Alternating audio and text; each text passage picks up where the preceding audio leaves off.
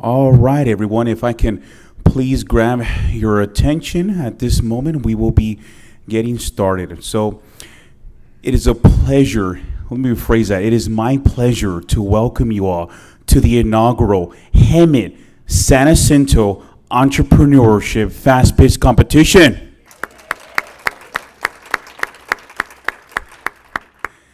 This past year, I've been seeing a lot of inaugural, and I can get used to that. It just means it's a testament to the city's innovation and following suit for Riverside County. My name is Ben Sandoval. I am the Economic Development Manager for the city of Hemet. And it is my pleasure again to welcome you today to this pivotal moment where we proudly launch this innovation fast-paced competition.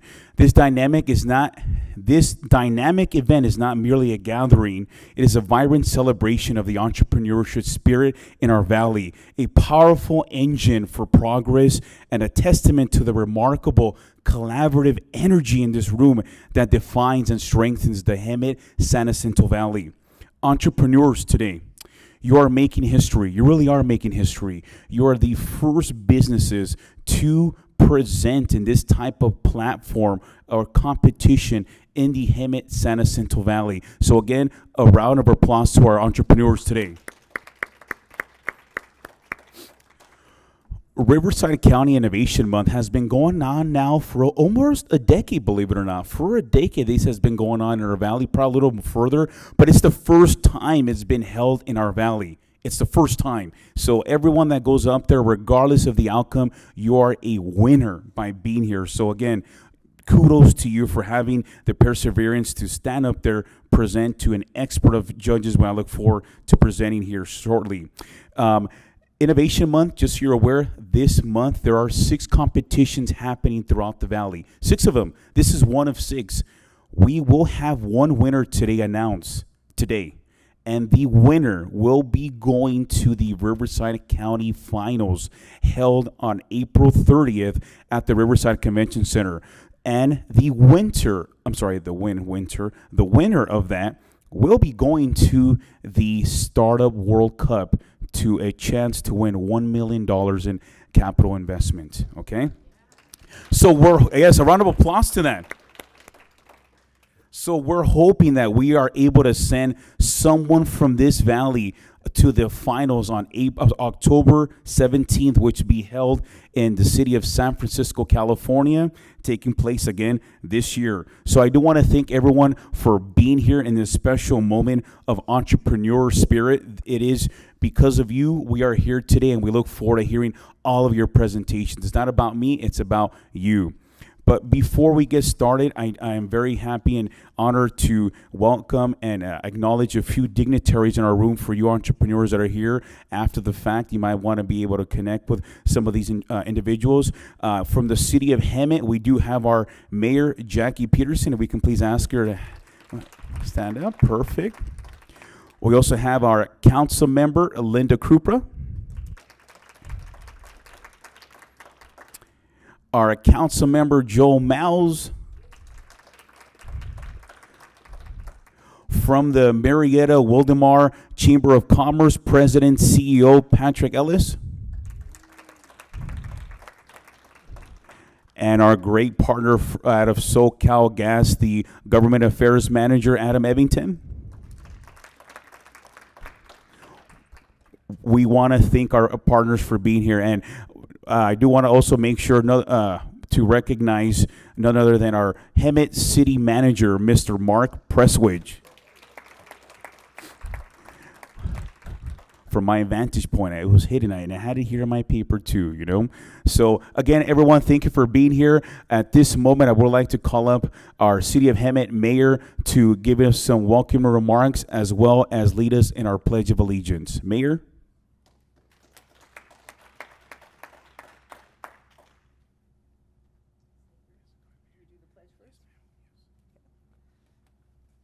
Would you please stand and join me in the Pledge of Allegiance? Ready, begin.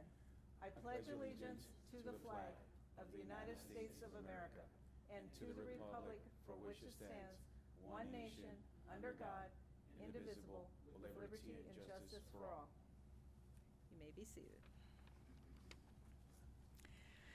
Good afternoon, everyone. What an exciting afternoon we have ahead of us. This is great. This is a wonderful event, and I'm so happy that we've brought it to our valley. A little bit of what I have to say I might overlap because we didn't compare, but I have a little more information than he did. So, Innovation Month is brought to you by the County of Riverside Office of Economic Development, the University of California, Riverside, the Riverside Community College District, many cities, including Hemet and San Jacinto, educational institutions, private businesses, and related organizations to bring awareness to the many areas of innovation and entrepreneurship in the county. For the first time, Riverside County Office of Economic Development is taking April Innovation Month to the global stage through an exciting partnership with Startup World Cup and Human Bulb. Local startups now have the chance to compete for $1 million equity investment at the Startup World Cup Grand Finale in October 25. Entrepreneurs are invited to participate in a regional fast pitch competition like we have here today, where they'll present their ideas to investors, business leaders, and elected officials. The pitch finale winner will go on to represent Riverside County, and they will compete among startups from around the world eventually. I'd especially like to thank our Economic Development Manager, Ben Sandoval, and all his hard work on this, and the City of Hemet staff for putting this on. There was a lot of moving parts in this, and we are always happy to have events here at the library, and I know our facilities and city manager and Ben worked on this together. So, and he has a wonderful intern, Maya. I always like to acknowledge Maya. She does great work for us, and we're lucky to have her. So I can't wait to see what our community has to offer, and I want to wish everyone good luck. And thank you for your participation and attendance. Thank you.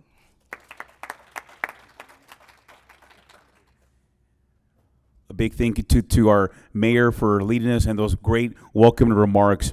Now to talk a little bit about business development and why the city of Hemet is back and why you should invest in our city, we have our great city manager, Mr. Mark Presswich, to lead us on why Hemet.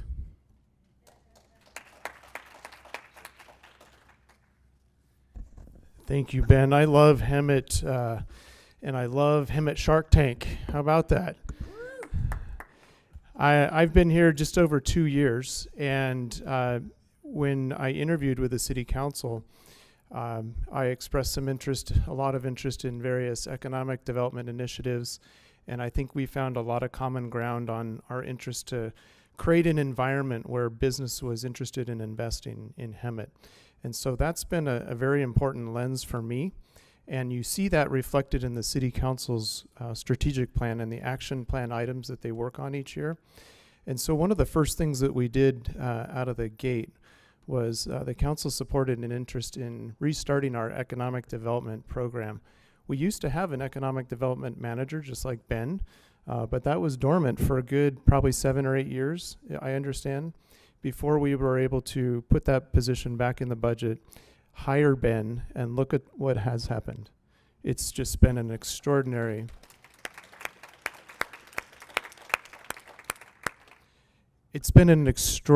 ride for the past year, a little over a year. What you have seen from the city is staff that are committed to creating an environment where business can be successful, whether it's our development review process, which has had some shaky reputation over the past several years, still not where we want it to be, but we're actively working on a development review process now with an outside firm to give us some recommendations that we'll be sharing with the City Council in a not too distant future. We've also put together an economic strategy called the Hemet Rises Economic Strategy.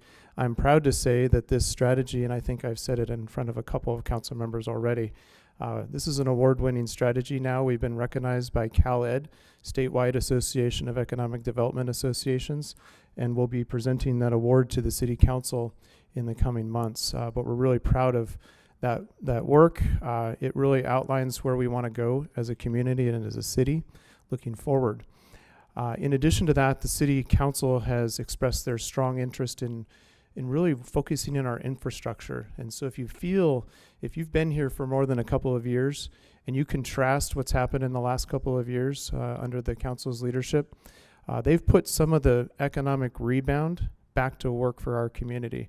So the city was in difficult financial straits in the 2010 era, and then again in about the 2016 era. But with the community support with Measure U, which has invested a lot of dollars in public safety and fire, we've seen an economic comeback. And now we have reserves that are approaching $70 million on an $80 million revenue each year.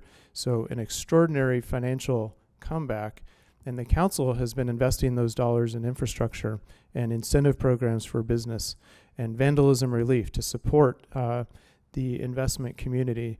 I'm proud to tell you that while we still have a lot of work to do on roads, this council has directed $24 million to our street infrastructure just in the past 24 months.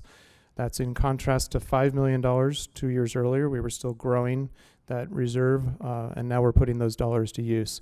But you see that reflected in our community. So we're trying to set a good example also by taking care of our own assets. We painted this building last year. We're working on the roof next door. If it gets a little smelly, we'll close the doors, but they're literally working on the roof. We're painting City Hall this week. So again, we're working with the community. We're trying to set the table for investment. We're so grateful you're here today, and I'm so proud of Ben for bringing this to the city of Hemet. Thank you.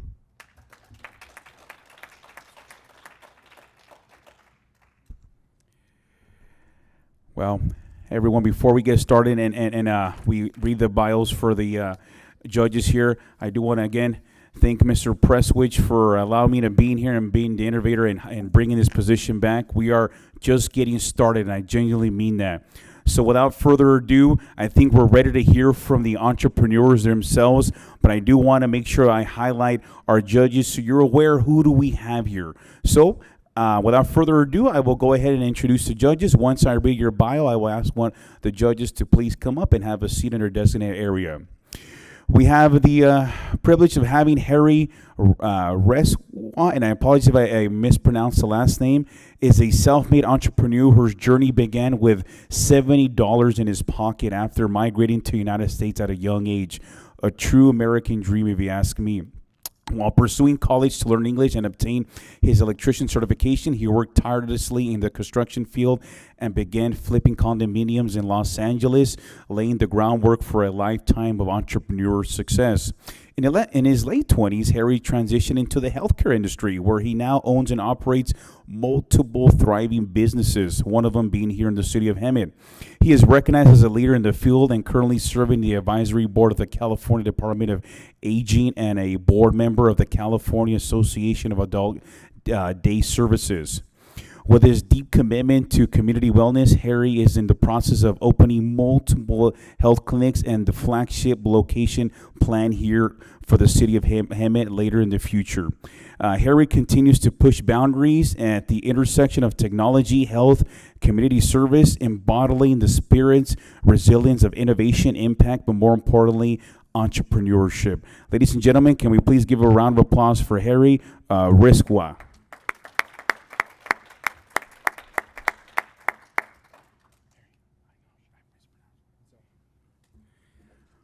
Perfect here. Moving forward, our next judge is Fatima Rahman, entrepreneur, CEO, and advocate. Fatima Rahman is a dynamic and accomplished professional with a diverse career spanning multiple industry sectors. As the owner and CEO of Quality Buds LLC, she has demonstrated unparalleled leadership and expertise in the cannabis industry. Fatima oversees operation under 4 fully integrated cannabis licenses, covering every aspect of the process from seed to sale, including manufacturing, cultivation, distribution, retail sales. Her commitment to compliance ensures that all operations meet the highest standards of the state, federal, and county levels. In addition to her work of Quality Buds, Fatima is also the CEO of Citroline Consulting, CEO of All for Show Audio, and CEO of GTR Investment Group, showcasing her versatility as an entrepreneur and business leader across various industries and sectors. Her ventures highlight her ability to innovate, lead, develop thriving enterprises. Her work with All for Show Audio has expanded the business from a small operation to a corporate business with 3 locations and over 25 plus employees, a testament to her entrepreneurial spirit. With her extension of the background and unwavering determination, Fatima Rahman continues to thrive in this rally as an innovative leader, commitment to advancing her industries while staying rooted in our community. And I genuinely mean that she does stay here in the city of Hemet, and compliance excellence. Everyone, can we please welcome Fatima Rahman?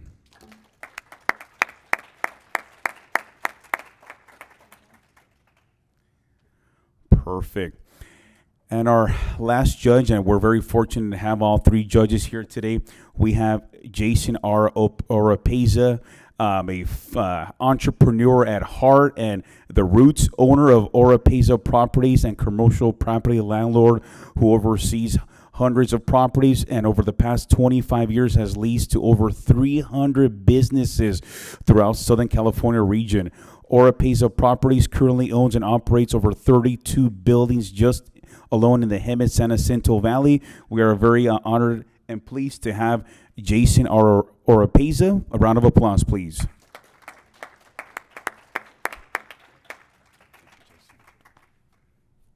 All right, everyone. Well, that is our 3 judges, entrepreneurs. You know who you're going to be presenting to. At this time, I do also have the pleasure. This was a partnership from the city of Hemet and our great partners at the Mount San Jacinto College. So I would like to welcome none other than Dr. Ralph Berry to go over the entrepreneurship guidelines and competition guidelines. Doctor? Thank you, Ben. Is everybody familiar with the format? I go with no on that. So 5 minutes of presentation, 5 minutes of Q&A by the judges. At that time, they're going to go ahead and score. At the end of the day, we will have a winner that will be referred on. So we've got a lot to cover, so less of me and more of the entrepreneurs. Our first business pitch is For Good Studios. There you are. And the floor is yours.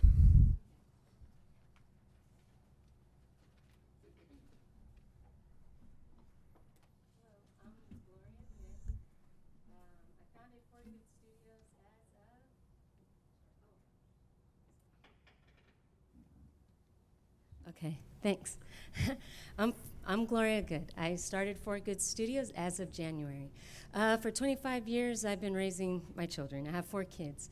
And I know the value of raising good people and the value of good memories and moments. And I didn't want to miss any of those moments. You can always make money, but you cannot go back and get those moments back with your kids or loved ones. So even though my dreams were on pause, I wasn't on pause. I did so many workshops, test pilots. It got so much feedback, as much as I can, because when it was my time, I'm going to hit the ground running. And so in my feedback, I found so many problems. But the top 2 that really touched my heart was the increase of neurodivergent children and the struggles it's already hard enough for it's already hard enough for them. And so what my classes did is adapt with all my feedback, and perfected my classes. And I think also the problem with them too is there's not many safe facilities that can foster their creativity, connections, and also there is a problem with homeschooling. Homeschooling families with short fundings, not a bunch of accessible programs for art, and outside of technology, connections, and creativity, I think For Good Studios would be perfect, and actually has, through my test pilots, has already filled a lot of those gaps, and I can see it being a solution to many problems, not just those top ones that are increasing as we go. And I saw how For Good Studios, with my eyes, many times have helped inclusively help with mental health, helped with, isolation, helped create stronger family bonds. And so with the resources acquired for Good Studios, it will be used for stronger marketing, so it reaches a farther distance, for and apps that it could be helped used for more affordable and accessible for many people. And also what I'm most excited about is my traveling art kits that will encourage local families and individuals to get outside, take their art kits, and enjoy our natural local gems but also use our app included and interaction, and take my art kits all the way up to national parks, globally. And so, investing and supporting For Good Studios is not just an investment, but it's like champion a movement that fosters evidence of proven equality, and also connectivity. And so this is, with a little creativity, if it's done right, it could help strengthen a whole community, lift a whole community. So I can really say that it's art with a purpose. Thank you. I'm Gloria. Thank you, Gloria. Okay. Yeah, no. So you said you started in January this year, Yes. and you already have a studio? Okay, so I partnered up with an owner of a local winery, Okay. and kind of acted like I owned his winery, and he loved it, and he offered me a cottage. And so from there, all the money I made from one class, I quickly turned it around, and then I've partnered up with a studio, a brand new it's a little hole in the wall, but I partnered up with her, and we kind of help each other with marketing. And so then I just started my first class there, packed classes, and then also turned around with that and partnered up with the sensory gym for autism and families locally. And So are you currently running multiple locations? Is that what you mean? I am, but Okay. it's super easy because not homeschool families, they can only do certain times. My winery enthusiasts, that's a certain time frames. And then with my other class, so it's easily done. And with my new resources I just acquired today, I'm going to be putting that back into my scheduling, an online scheduling, to make it even more clear and more easier. Is this all private pay? Excuse me? Private pay? Private Who's pay? paying for the studios? Who's paying for your Oh, the classes students? pay for each other. But how? So the students are paying for it? Yeah. Okay. So, what I do is I use a percentage of their fees that I charge them, and I put it aside to pay for the studio, and then a percentage to pay for all my. So it just keeps building. Each class pays for the other. Does that make sense? Go ahead. Yeah, it makes sense. I had a couple questions for you. So in regards to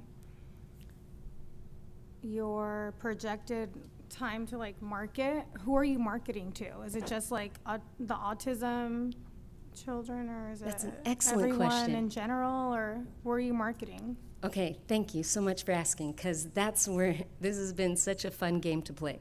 Okay, so I started off marketing to wineries, right? Mm-hmm. And then I just kept building and building, and I took a course. I thought it was free from the SBDC, and I didn't know there was a grant involved, but I just went to free resources, just everything, all the education.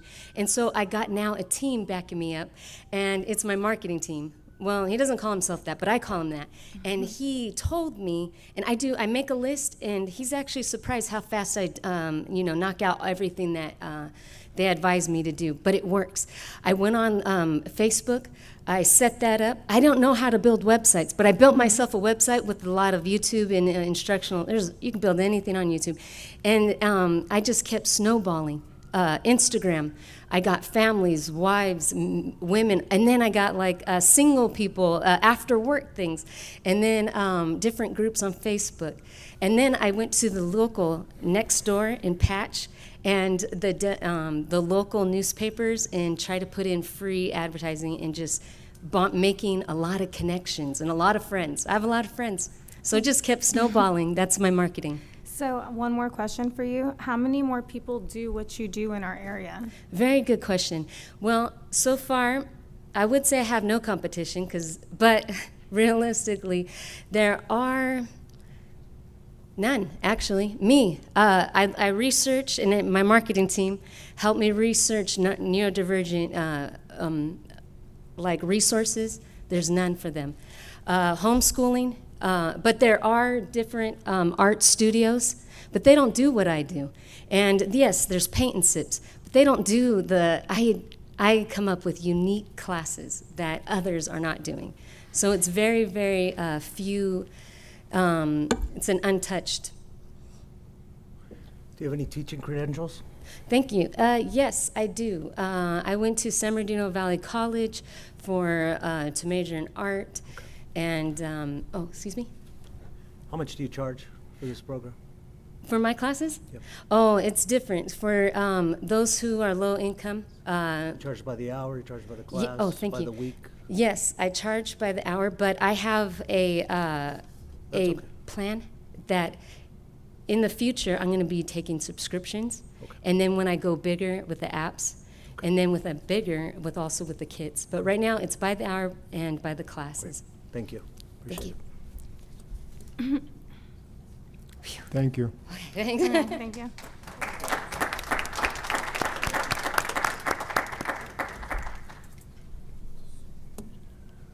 Next up, we have Vala.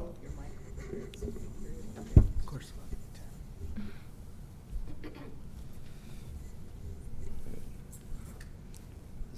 Are there's just do this.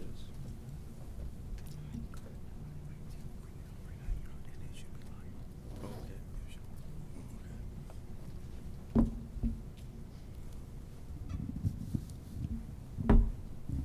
Test, test. Okay.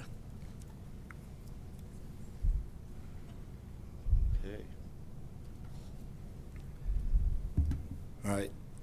Hi, my name is Kyle Aquino, CEO of Vala, where we streamline veteran disability claims for the advocates who fight for them. So I myself am a service-disabled vet, and it took me 3 years to navigate through this process in order to get my correct disability rating. The VA claims process is slow, it's confusing, and it's overwhelming. There are over 17 million vets and only 5 million are actively receiving benefits. That's 30%. Now, these vets could choose to file claims by themselves, or they could choose to work with an advocate, which are the attorneys, the agents, and the VSOs, or veteran service organizations. This is the VA claims process in a nutshell. First, a vet files a claim and takes 4 to 9 months to receive a decision.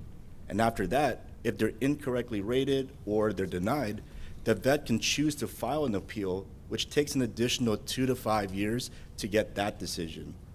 But one of the biggest problems in this industry is that the advocates who are helping these vets, they're just faced by an overwhelming number of veterans coming to them asking for help. They just have way too many workflows and time-consuming workflows that they get through. There are thousands of pages that they need to manually analyze. There's so many forms to fill out. And so there's so many opportunities to miss eligible benefits and also miss key deadlines. That's literally, all these vets are just underserved. And so the system isn't broken because people don't care. The system is broken because the system wasn't built to scale. But it doesn't have to be. You see, with Vala, we're revolutionizing the way that we're fixing VA claims processing to make sure that every vet gets the benefits that they honorably deserve. And we do this through our AI claims management platform, specifically built just for advocates. We help enable these advocates to, 1, serve even more vets through our automated case prep, 2, to identify all the eligible benefits, and 3, to hit every deadline. We already built our proof of concept based off the insights of over 30 customer discovery calls. And you know what? It was already met with resounding success.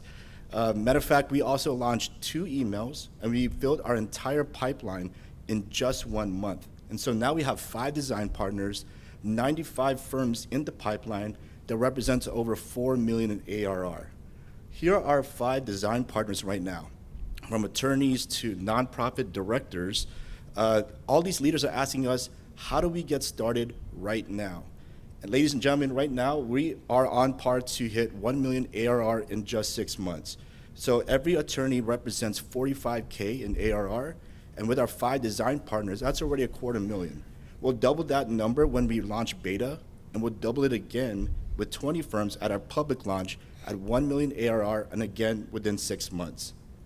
Now, in going to market, we're starting first with the VA attorneys and the agents first, because they do have the highest need.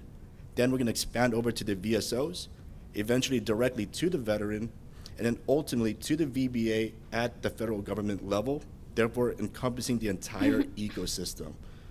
So this is a $5 billion market opportunity. It's filled with old, clunky, and outdated tech, and it's ripe for massive disruption. Our closest competitor is called Page. They're just 2 tech bros with no military or VA experience. They don't understand the mission. They haven't lived this life, but I have. We lived it, and that's why we'll win.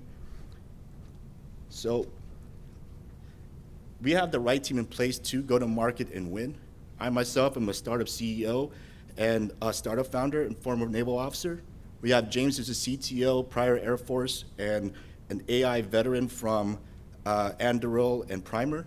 We have 2 of the best attorneys in the entire industry, and we're also backed by Forum Ventures, who just invested in us just last month at $250K and providing studio resources. We're not currently raising, but your support means a lot to our mission. Right now, we're looking for intros to other advocates, lead developers, and with the prize money to help us exhibit at the next NOVA conference, which is the only conference in this entire industry. So the future of veteran advocacy is this. It's faster, it's smarter, and it's built to scale. We're revolutionizing the way that veterans are able to access their benefits that they honorably deserve. So let's make it happen together. Thank you.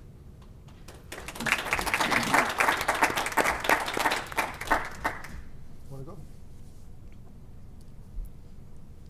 You're not looking for investors? We're open to strategic investors, but we're not actively fundraising at the moment. So the referral program, how do these partners get paid? How do these partners? Sure. Oh, they're actual. These design partners are also Leads. Your leads. my leads. Yeah, the attorney, the individuals that you shared in your presentation. Oh, how do the attorneys get paid from this process? Correct. So the Yes, they get paid. percentage of the benefits that are Correct. awarded? So they get paid during the appeals part of the process, and it's 20% of the retroactive back pay that the veteran is able to receive then. Any upfront fees? No. Okay. Yes. What type of facilities do you guys have for this? Like, can vets like walk into you to apply, or you guys just are based on referral basis and it's only online? You guys do home office? You guys have an actual office? How are you structuring it? Yeah, we're a B2B SaaS, and since we're B2B, our customer is the attorneys and claims agents. So we didn't want to go the B2C route. I have a lot of friends in that arena. Didn't want to chase every veteran out there, but I'm all about B2B because of the scales of economy and or economies of scale in this case. And so for the attorneys and agents, they have a top of funnel problem. They're actively turning away people. How many people can you talk to in one day? How many 1-hour calls can you have? And all these people have their own anecdotes about what's happening with them. And so they're deciphering for themselves, hey, is the juice worth the squeeze? Am I able to provide the most maximum value to this person, given the records that they're able to bring forth? And that's part of the challenge that they do have. And the other resources are just spread way too thin. So really they need something like this in the industry to go help them out. Thank you. What are you using AI for? We're using AI for the claims processing part. So one is automating a lot of the intake process, and then also The initial intake? the initial intake, correct? So a veteran would go to your site to put their information and your AI will process it? Yeah, that's part of it. So that's our initial wedge into it, is being able to help the attorneys with their intake workflow, being able to codify a lot of the information that they're receiving as they're intaking, and then already populating the forms while they have the veteran on the phone so that they don't lose them. But the most important use case for AI is in really analyzing what we call the C file or a claims file. This file could be 2,000 pages up to 14,000 pages, many of which are still handwritten.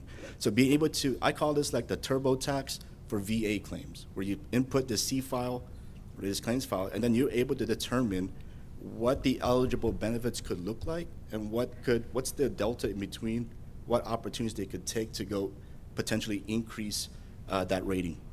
So I guess without the attorneys that you're dealing with, or you potentially are going to dealing with, you're not able to process, right? The attorney is first point of contact for the veteran or whoever the doctor is, and then you're hoping they're going to use your system to process it faster. Is that what it is? That's correct. Because right now they're spending about anywhere from 16 to 48 hours on just comb through. Okay. I have another question. Yes. The administration that's in office makes a big difference on these benefits. Yes. You notice a difference between the Biden administration and the Trump administration? Absolutely. Thank you. And yes. Matter of fact, that's even more reason why we need a solution like this. They also have AI solutions, so it's a battle of AI. At the same time, it just adds more risk to do it by yourself now. One more question. How long have you been doing this? Since February. We got funded in February. We started engaging in January, started going to doing customer discovery calls. We got incorporated February 21st. Okay. Thanks. Thank you. Thank you. Thank you. Thank you.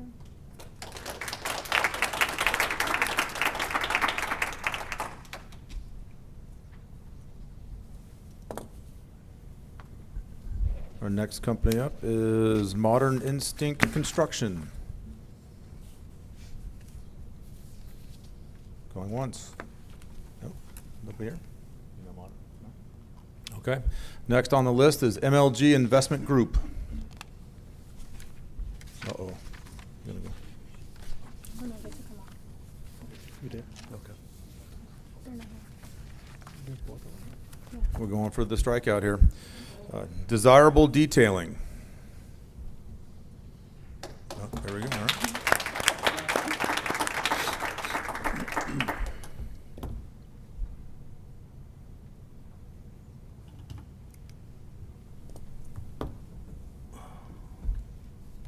Hello everyone.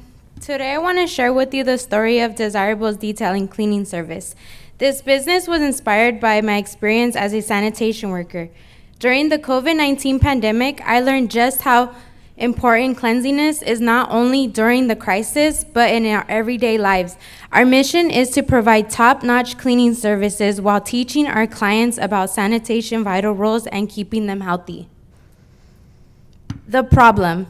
Life is busy and many people struggle to keep their homes and workplace clean.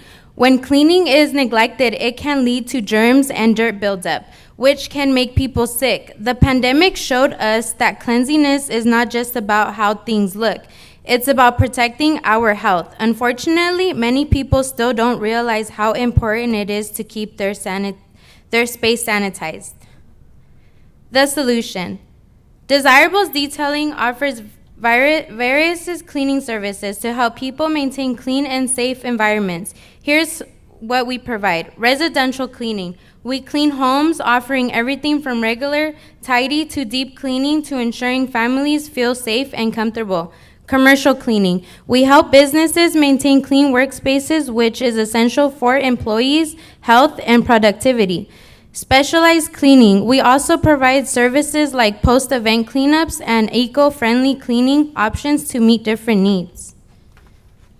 The Innovative Idea Sanitation Assurance Program. Our innovation is a sanitation assurance program which sets us apart in the cleaning industry. This is how it works. Certifications for clients. After each client Clients receive a sanitation certificate that outlines the specific areas we clean and the sanitation measures we took. This gives them the peace of mind that their space is thoroughly sanitized.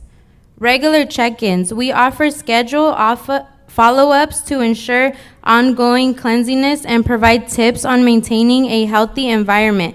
This helps keep sanitation top of mind for our clients. Community engagement. We hold monthly community days where we offer free cleaning demonstrations and sanitation education workshops. This not only builds trust, but also fosters a sense of community and responsibility towards our cleanliness, towards our response. Where did I put? I'm sorry. Oh, I didn't even put. Okay, sorry about that. Educating clients on sanitation. At Desirables Detailing, we believe that education is key. Here is how we teach our clients about sanitation. Personalized consultations. We assure their cleaning needs and explain the importance of sanitation, highlighting high-touch areas that need regular cleaning. Resource materials. We give clients easy-to-read materials with tips on how to keep their spaces clean between our visits. Workshops and webinars. We offer free workshops to educate the community on topics like proper waste disposal and how to create a healthy environment. The market opportunity, the demand for cleaning services is growing, especially after the pandemic. Desirables Detailing is in great position to serve the Inland Empire community. With our focus on health education and our innovation sanitation assurance program, we are becoming the go-to choice for families and businesses looking for reliable cleaning services. The impact. When clients choose Desirables Detailing, they are investing in more than just cleaning. They are choosing to protect their health and the health of their community, each clean space. We provide help reduce the risk of illness and make people feel happier and safer. Our goal is to uplift the Inland Empire one clean space at a time. Conclusion and call to action. In conclusion, Desirables Detailing Cleaning Service is dedicated to excellence cleaning and sanitation. With our innovation sanitation assurance program setting us apart, we invite you to join us in our mission to make our community cleaner, healthier together. We can prioritize health and safety for everyone. Thank you for your time, and I look forward to your support.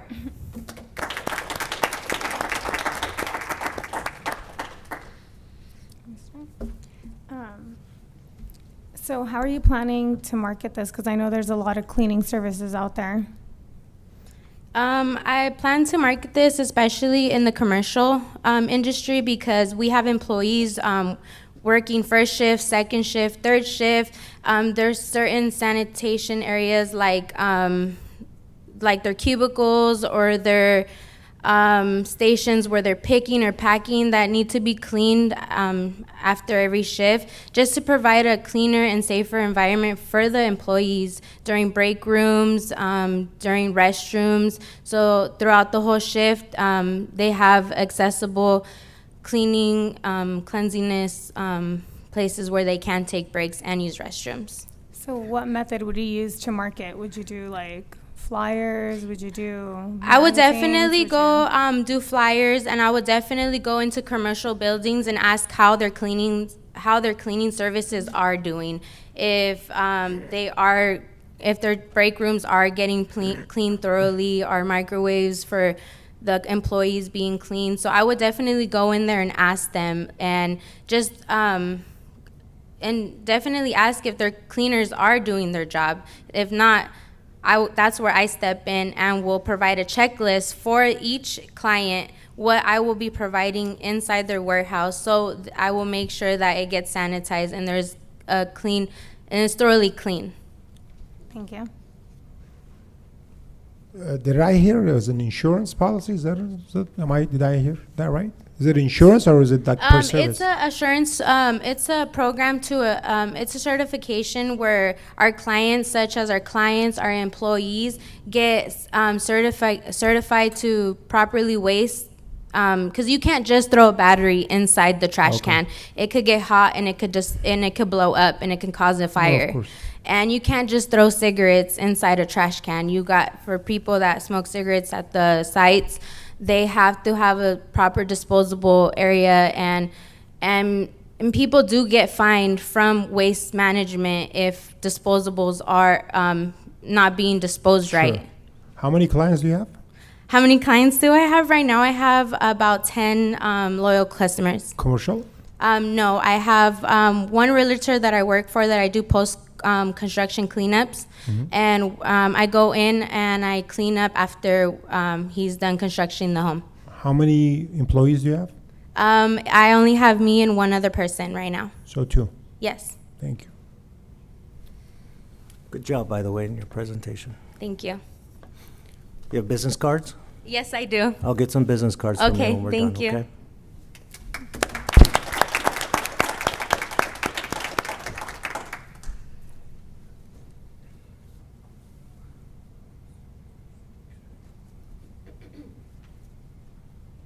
Next up, Big Al, Kids That Code.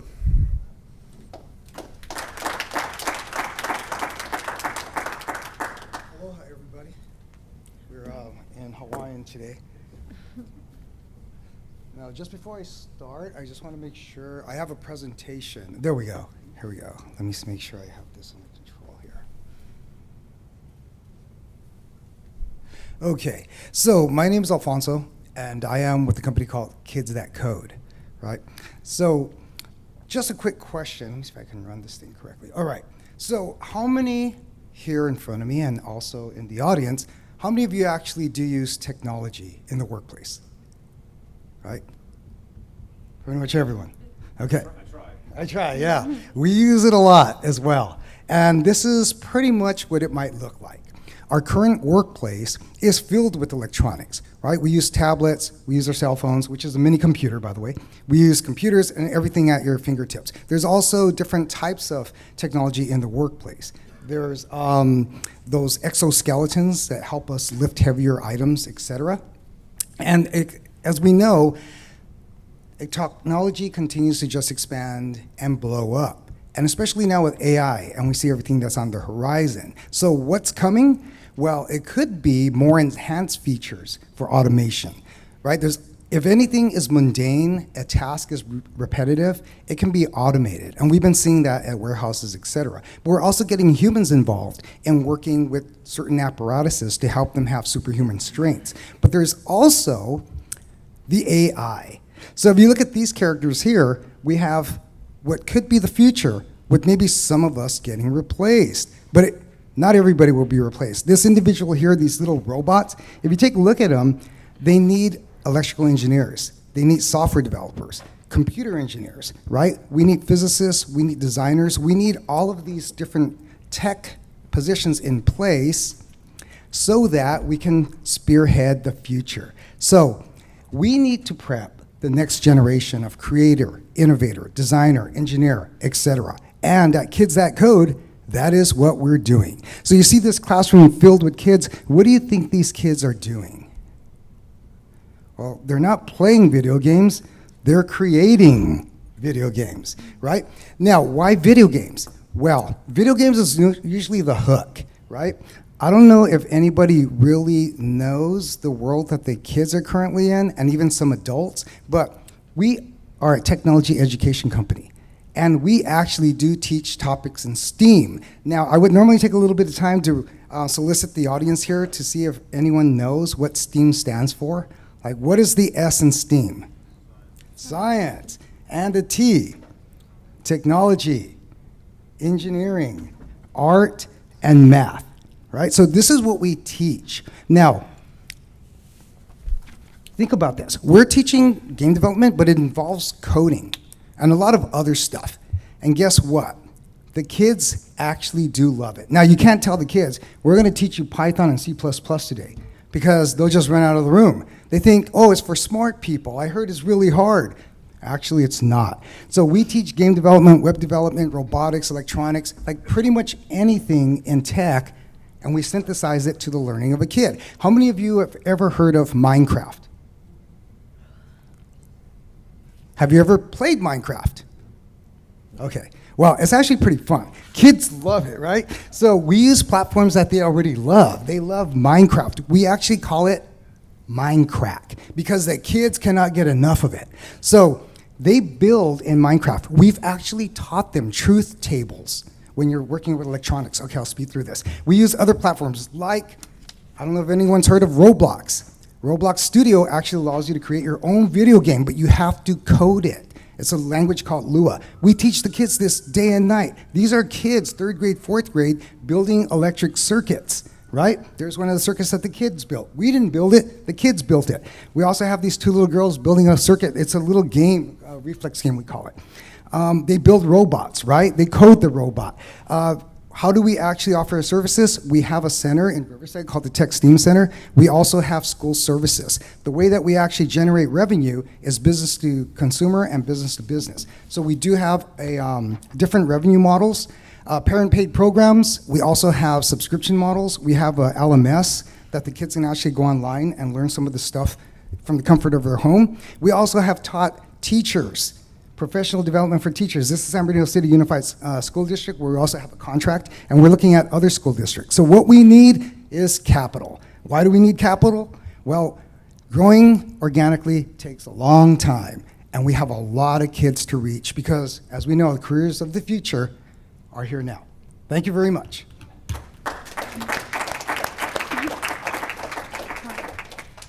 How many other people have this same type of business that you know of? Well, I'll tell you who our current competitors are. So ID Tech does summer camps. They hold summer camps at Princeton, Harvard, Yale, Stanford, elite universities, and their clientele are affluent individuals, right? There's another one you may have heard of called Code Ninjas.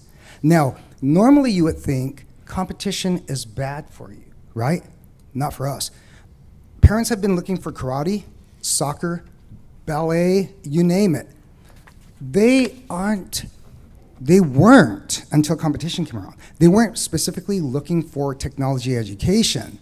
Now with Code Ninjas and us and ID Tech, the word is out. Parents are now seeking these sort of services.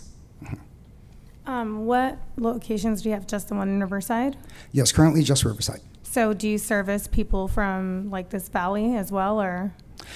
Currently, only through the LMS, but we do want to have centers in Hemet and Marietta and a number of different places. We want to actually lock down the Inland Empire before heading farther north toward LA. So for right now, you're just basically in Riverside and just local families and children attend? Yes, currently. Okay. Yeah, so we have the one center in Riverside, but we also have school contracts.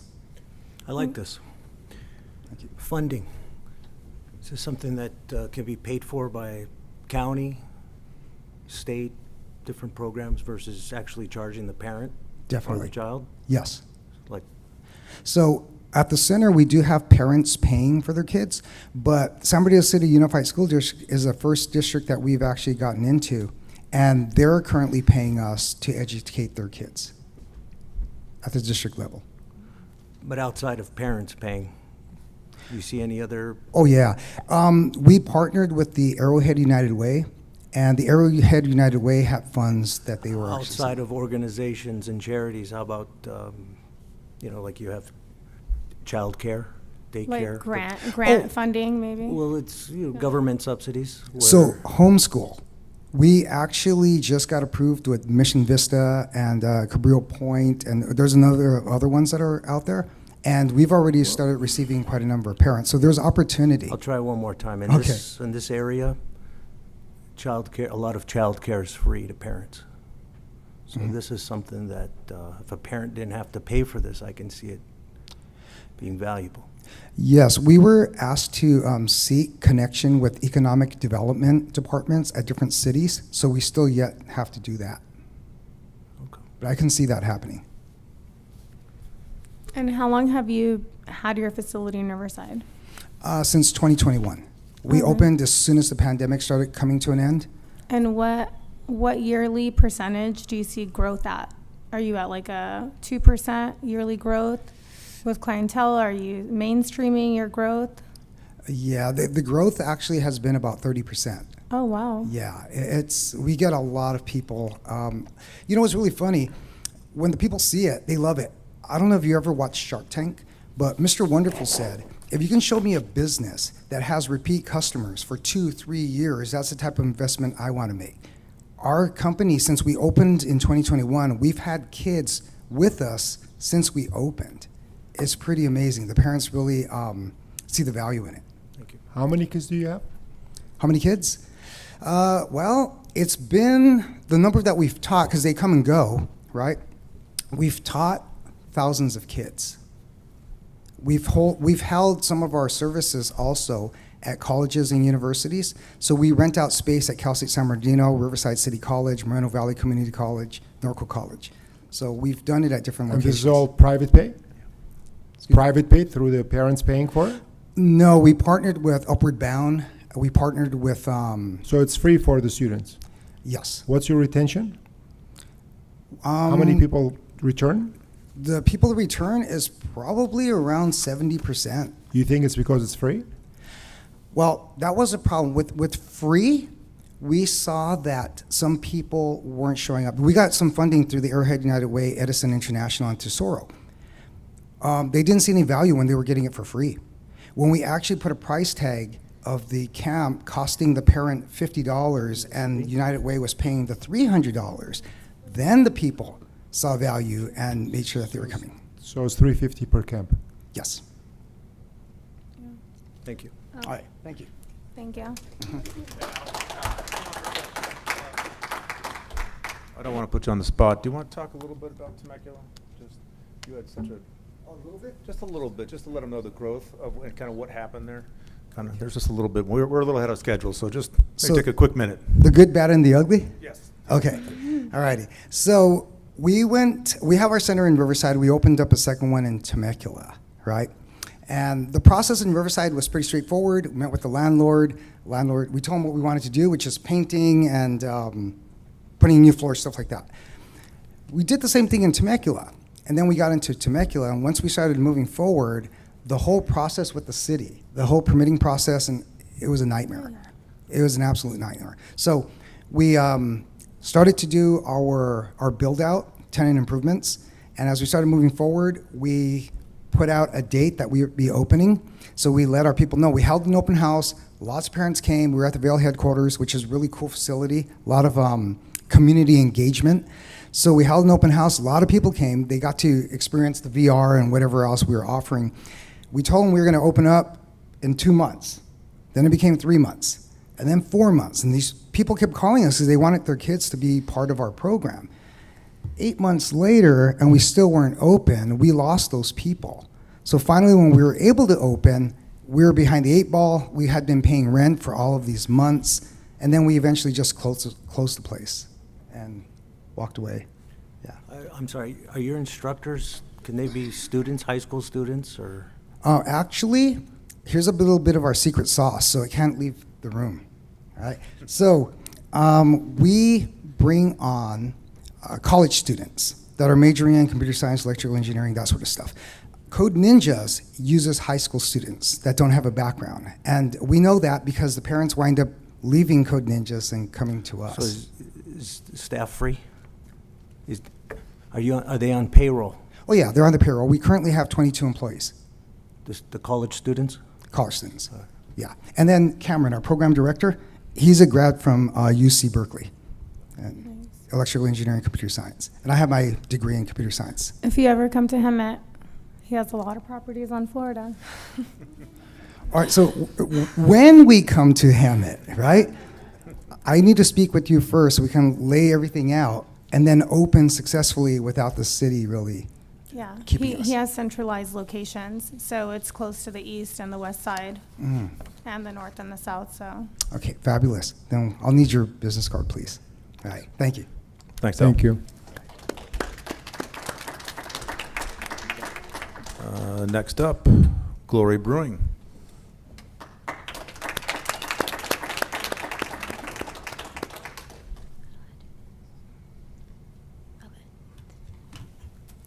Hello, my name is Gloria Valencia, and I own Morning Glory Coffee. I started my business when I was 16 years old as a junior in high school. I actually went through a near-death experience and had an eating disorder called anorexia. And through that, my mom and I would go to a doctor's appointment weekly. But on our way to the doctor's appointment, we'd stop at a coffee shop, and that really just grew my love for coffee. My mom decided to buy me a small espresso machine you see in the picture, and then I started making specialty coffees there at my house and just fell in love with making coffee. I decided to start taking drinks to school and making them for my family and friends, and I was getting lots of orders my junior and senior year. I realized the love that people had for coffee, and I was getting 18 to 24 orders every day, and I would take them in my car and take them to school. My dream and goal is to open a coffee shop for the community here in Hemet-San Jacinto, and I'm trusting God with that, and I do it all for the glory of God. I started with a coffee cart that my dad built me in 3 days, and that was where I really decided that this was something I really enjoyed. My first event, it was difficult and my machine overheated, but we got through that and ended up thriving, and there was just lots of support throughout the community.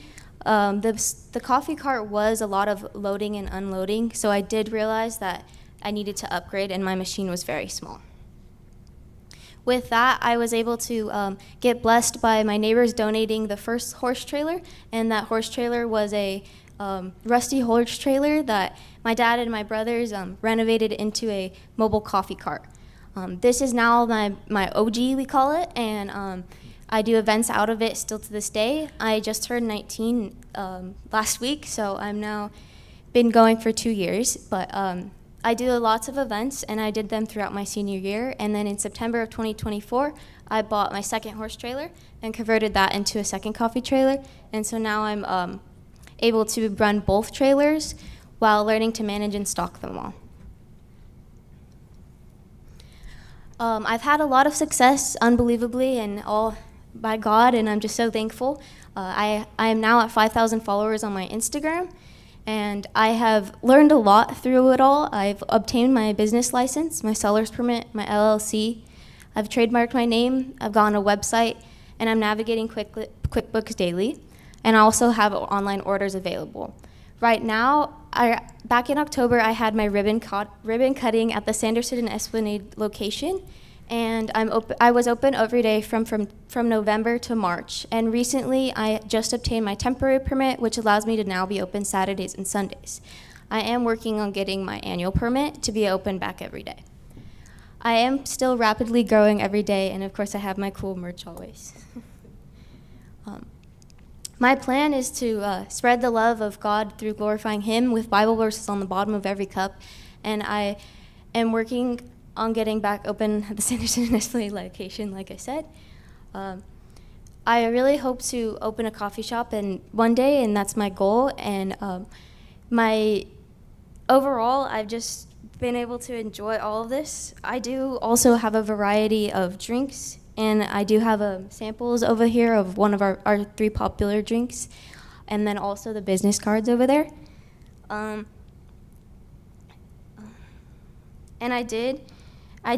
I have been working with the city of Hemet and the county of Riverside a lot, and have been able to meet a lot of amazing people throughout the city of Hemet. At my ribbon cutting, I was able to meet Mr. Gutierrez and Mark, and just a lot of different awesome people that have been really helpful. Right now, it is me as the owner, and then I do have about 8 employees that I'm able to switch out, a lot of them being like some family and friends that I'm working on getting on a payroll. I guess I went faster than I thought, but I guess I can just keep talking about it. It does mean a lot to me. My name is Glory, so that does have the name in the business, and I love being able to see all the people that come and support me, and knowing it's not just about the coffee, it's also the community that follows, where I have lots of customers that come every single day, that when I was open every day and they were enjoying sitting there, and they've just become part of like my little community. I have a question for you. So on Sanderson and Esplanade on the corner, so you don't have an actual location, you use your cart? No, not right now. So I do events throughout the week, and then on my Instagram I post what events I'm at. But on Saturdays and Sundays is my set location right now. It is like where the melon shed used to be. It's on Sanderson and Esplanade, and it actually is diagonal from a Starbucks. But the funny thing is that Starbucks employees come and get my drinks all the time, and they've even bought my Good for merch. you. And I would think that there is like competitors, and I do know there is like 2 other coffee businesses in town, but I've learned that everybody is they're like, people love coffee and they need their daily coffee. That is kind of, even with the other 2 competitors in town, they're just encouraging to me. And when you market on Instagram and Facebook, that's all you do? You don't give out like anything else, like reward cards, none of that? I do have loyalty cards, so they buy 9 and get the 10th free, and the people love that, and they really come and get their free one every single time. And then I also do have my business cards that I try to hand out, or it's on set on my coffee trailer for them to grab if they need. And I do have a website as well. Thank you. Amazing. I like it. Thank you. I really like it. You're only 19 you said, right? Just turned 19 last week, yeah. Wow. I think you're going to be successful. Coffee, no coffee, it doesn't matter. You're Thank gonna be you. successful. Wow. Yeah, learning about entrepreneurship has Very been a lot, impressive. and I've enjoyed it very much. I feel like maybe you should stick to the mobile rather than being in a location. I think probably that's a new way of expanding, probably faster. Yeah, even if you get a location, you'll be great.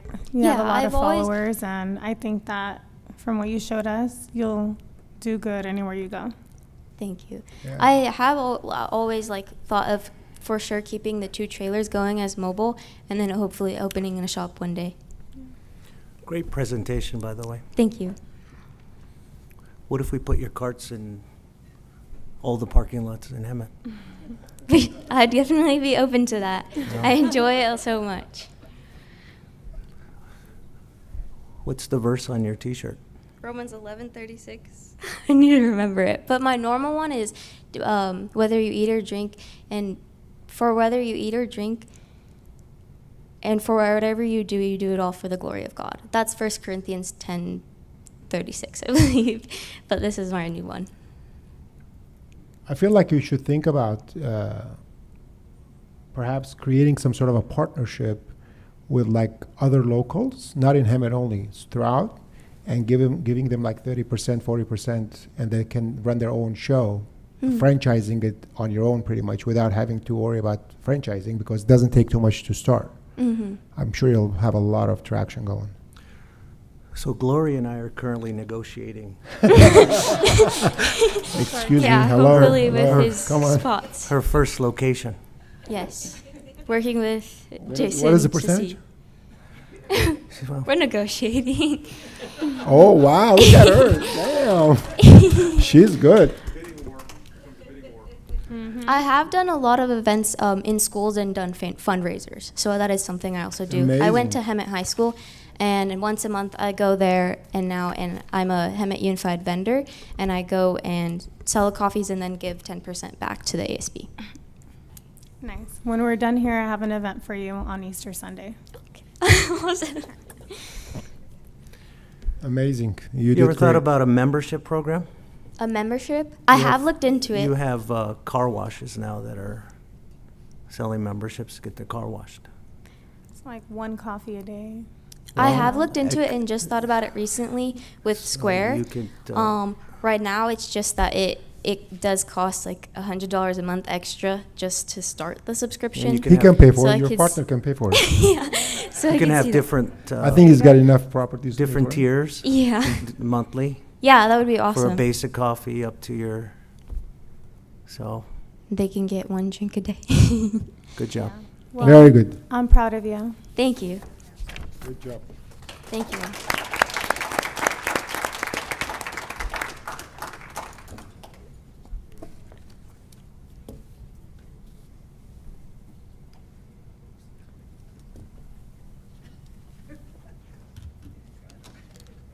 Thank you. We are a little bit ahead of schedule, so I would say let's take a 5-minute break. And there is product coffee right over there. I've been drinking it. I love it. Please try it. And we've got a bidding war, I think, going on up here. So In 5 minutes, we'll resume. We have 3 more presenters, so thanks. Come back in 5.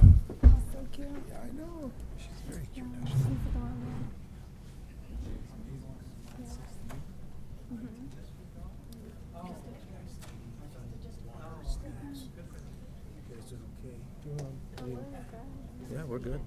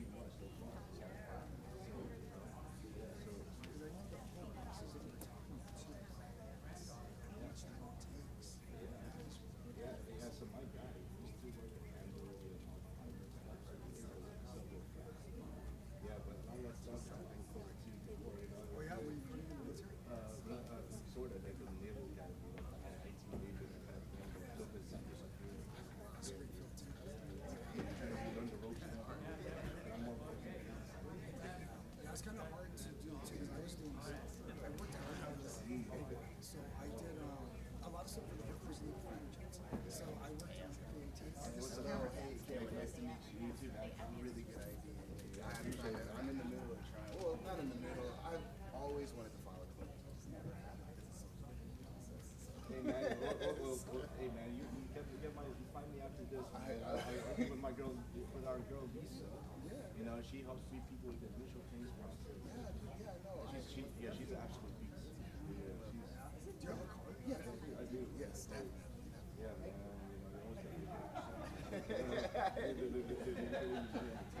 I am. You know what? I was doing another.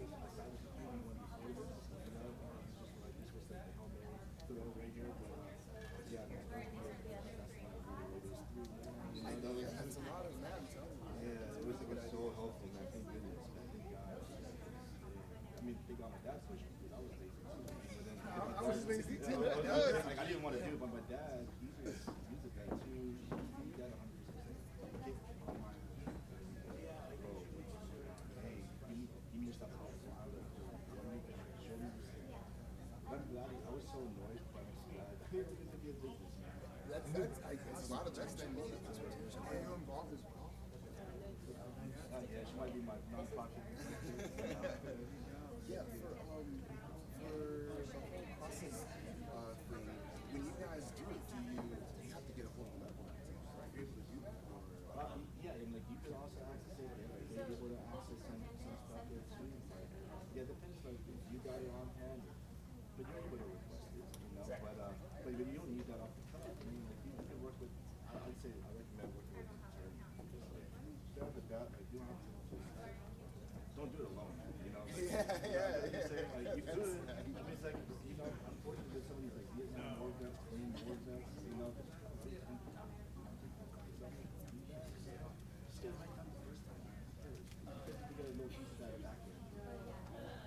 Because it's a reciprocal, you know.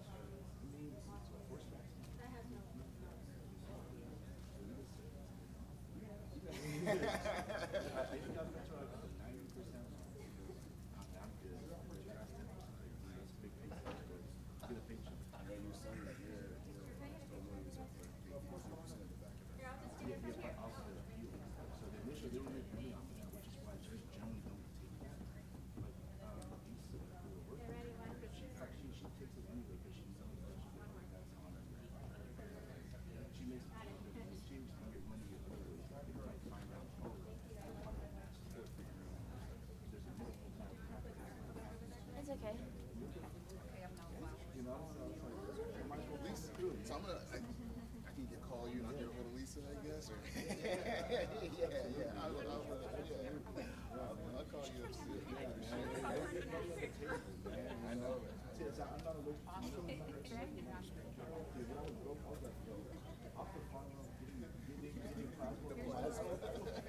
Other phones available throughout the prospect of the weekend. Hey, that's awesome, though. Hey, tour out the other vehicle, you know, whatever. Hey, you gotta do whatever you can to go, you know, you got, you know, I grind like I need every week. You know what I'm saying? Yeah. It is. Very necessary. Very necessary. Yeah.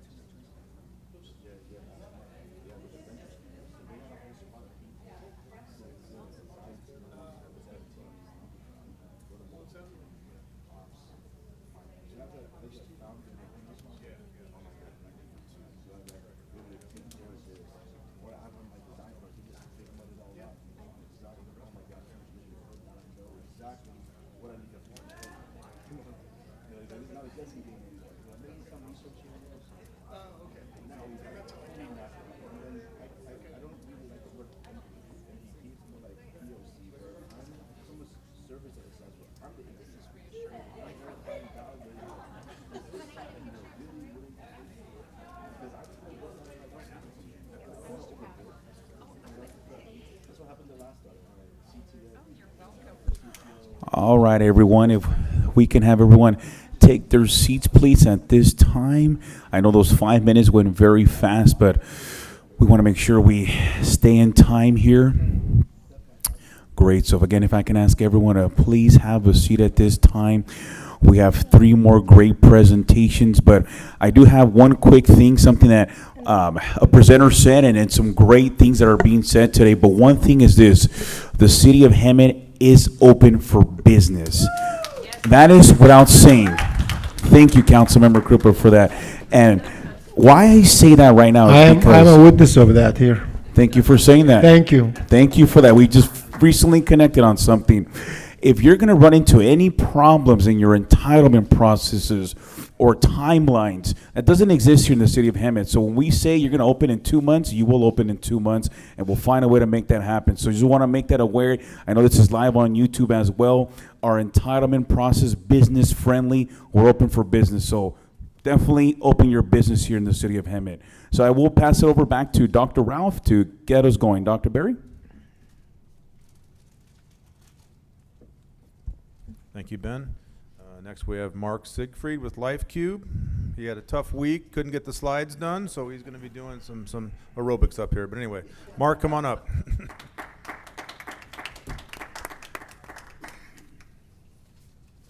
So thanks very much. And first of all, let me just acknowledge the leadership here in Hemet. It's really refreshing to see people stepping up and creating an enticing business environment. So congratulations on that. Our founder is Michael Connor. The company is LifeCube Inc. I'm an advisor to the company. Michael wasn't able to join us today. And after listening to Glory's presentation, I'm kind of glad he's not here. That's a tough act to follow. You should be really proud.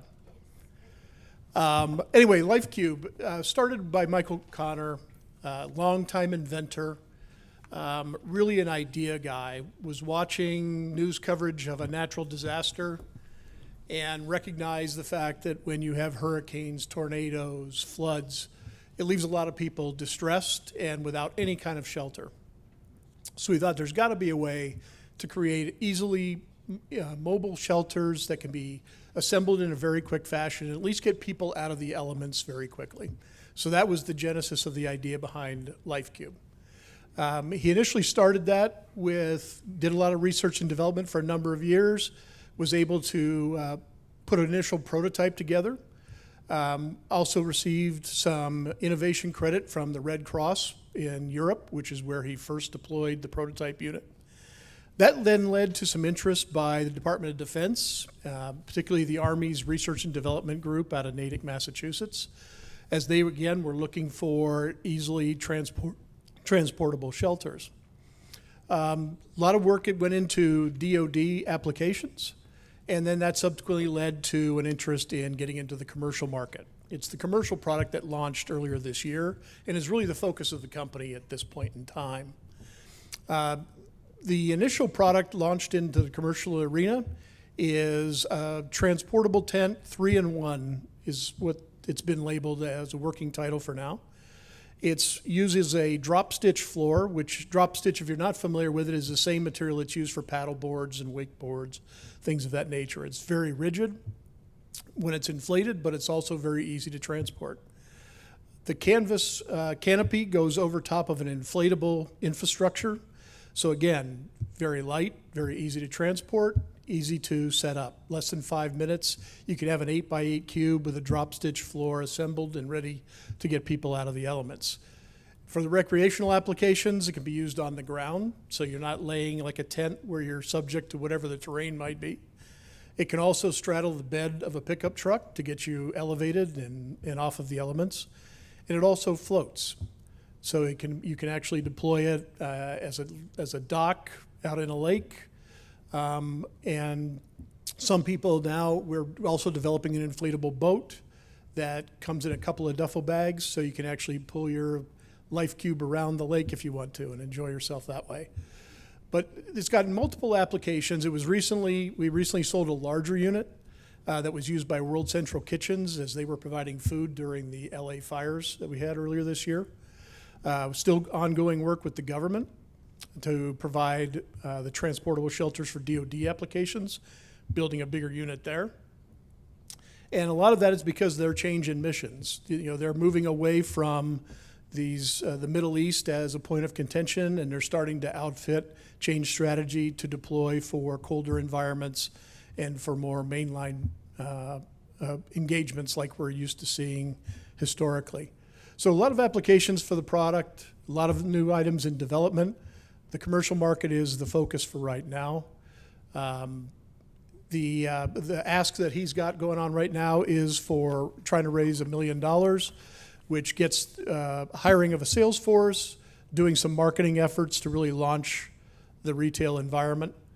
And then with that allows us to deploy some resources to build on some interest that we've had from Cabela's, Bass Outdoor, who are looking to add the shelter, the small 8x8 shelter, to their product line. So it's a great opportunity. We appreciate the opportunity to share LifeCube. We are not competing for the prize today. We'll hope to re-engage at some point when Michael's available, but thanks for your attention. I have a question for you. Sure. I know you're not competing, but Yeah. what material are you building these out of? The drop stitch floors are TPU. The shelter itself is canvas, and then the beams are a polycarbon inflatable. Okay. And so it's basically waterproof? It is. It's waterproof. Okay. It can accept a coating to be fireproof, which is one of the reasons why some of the first responders, emergency. Do you have a picture of it or a demo? I just wanted to see out of curiosity if you have it. Yeah, I can Can show. I'll pull one up and show you. All right. Can I see it real quick? I just wanted to see. Sorry, I'm just curious. You can't wait till the. Yeah. No, okay. I just wanted to see this. Sure. Because You can't wait till after that. oh, we can look at it after. It's just because That's fine. today I met prefabricated. Well, we heard about prefabricated apartment buildings, so and then you're talking about this. So, just real quickly, that's what it looks like floating on the water. Oh, nice. Ben? Thanks very much. Thank you very No, much. no, please. I have 63 acres on State and Dominagoni. The city of Hemet owns 30 acres, just adjacent to that, the old mine. We've been discussing what would we call this, campsite, recreational? Entertainment center. I've allocated about $10 million for this project. And I think we need to sit down with the city because we want to build a campsite, tiny homes, Okay. pods, and we have almost 100 acres to do it on, right in front of the lake. Okay. The second project I'm working on with the city, well, not with the city, is an old nursery that I'm purchasing on Kirby and Devonshire, and we're gonna have 20 container restaurants. So can you put commercial kitchens in these? There is a kitchen application. It's one of the larger units from the one that I was describing for the retail environment. But there is already a pre-planned kitchen set up, which is what World Central Kitchen used. Can they be stacked and combined? They can be combined, Okay. yeah. Do You you- can expand it, you can attach the units and pretty much come up with Now, almost any Are configuration you you the want. manufacturer, or are you just a vendor sales rep for? No, it's, we have manufacturing agreements with 2 companies in Cambodia and 1 in China.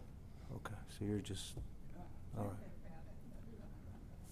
All right, how large can you make Right them? now, the smallest unit is 8 by 8. Okay, The largest unit is 12 by 12, but we've also had requests for a larger unit from the Department of Defense, so that's already in the works.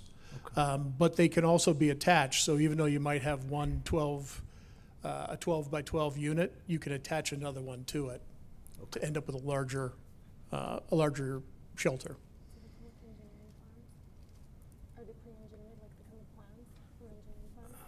Do they come with engineering plans? Like pre-engineered, since you said they're pre-engineered kitchens and stuff, do you guys provide the engineering plans with each order?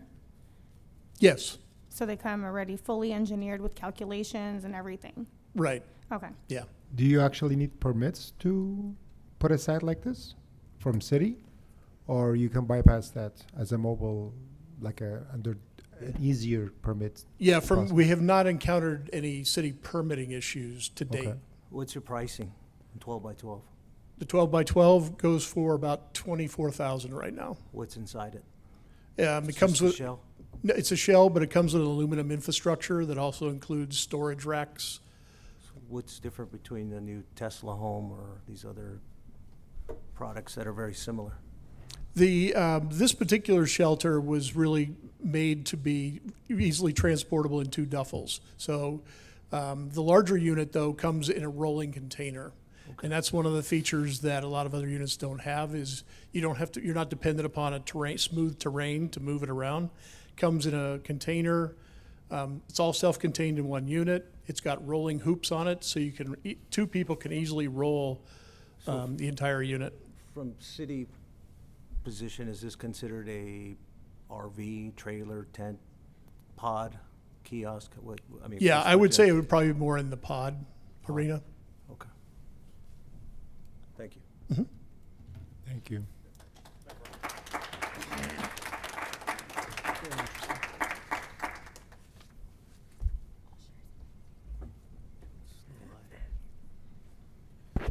Mark, were you ready for all those questions? Good. Nice job. Okay. Next up, Phil, are you out there? Come on up, Phil, with CrossFit Hoka, and you'll see that he's obviously the poster boy for the gym there. All right. How you guys doing? Noticed you were limping. What's, Oh, you know what? This is just injuries. Injuries from back in the day, dude. Old football injuries. But my name's Phil with CrossFit Hoka. Been serving Hemet already for 11 years. So all the new is great. I've been here for a long time. So that's awesome that we're building new and still got some old. All right. So anyways, but I didn't bring a fancy PowerPoint or anything like that. But everybody go ahead and stand up. Go ahead and stand up, everybody. Stand up, stand up, stand up. This is going to count as a workout. Yes, sir, it is. Okay, go ahead and move to your left. Your left, whatever left you want. Yeah, there you go. Now move to your right. And move back to the middle. And go ahead and sit down. All right. All right, so now everybody in here can't say that I didn't move you.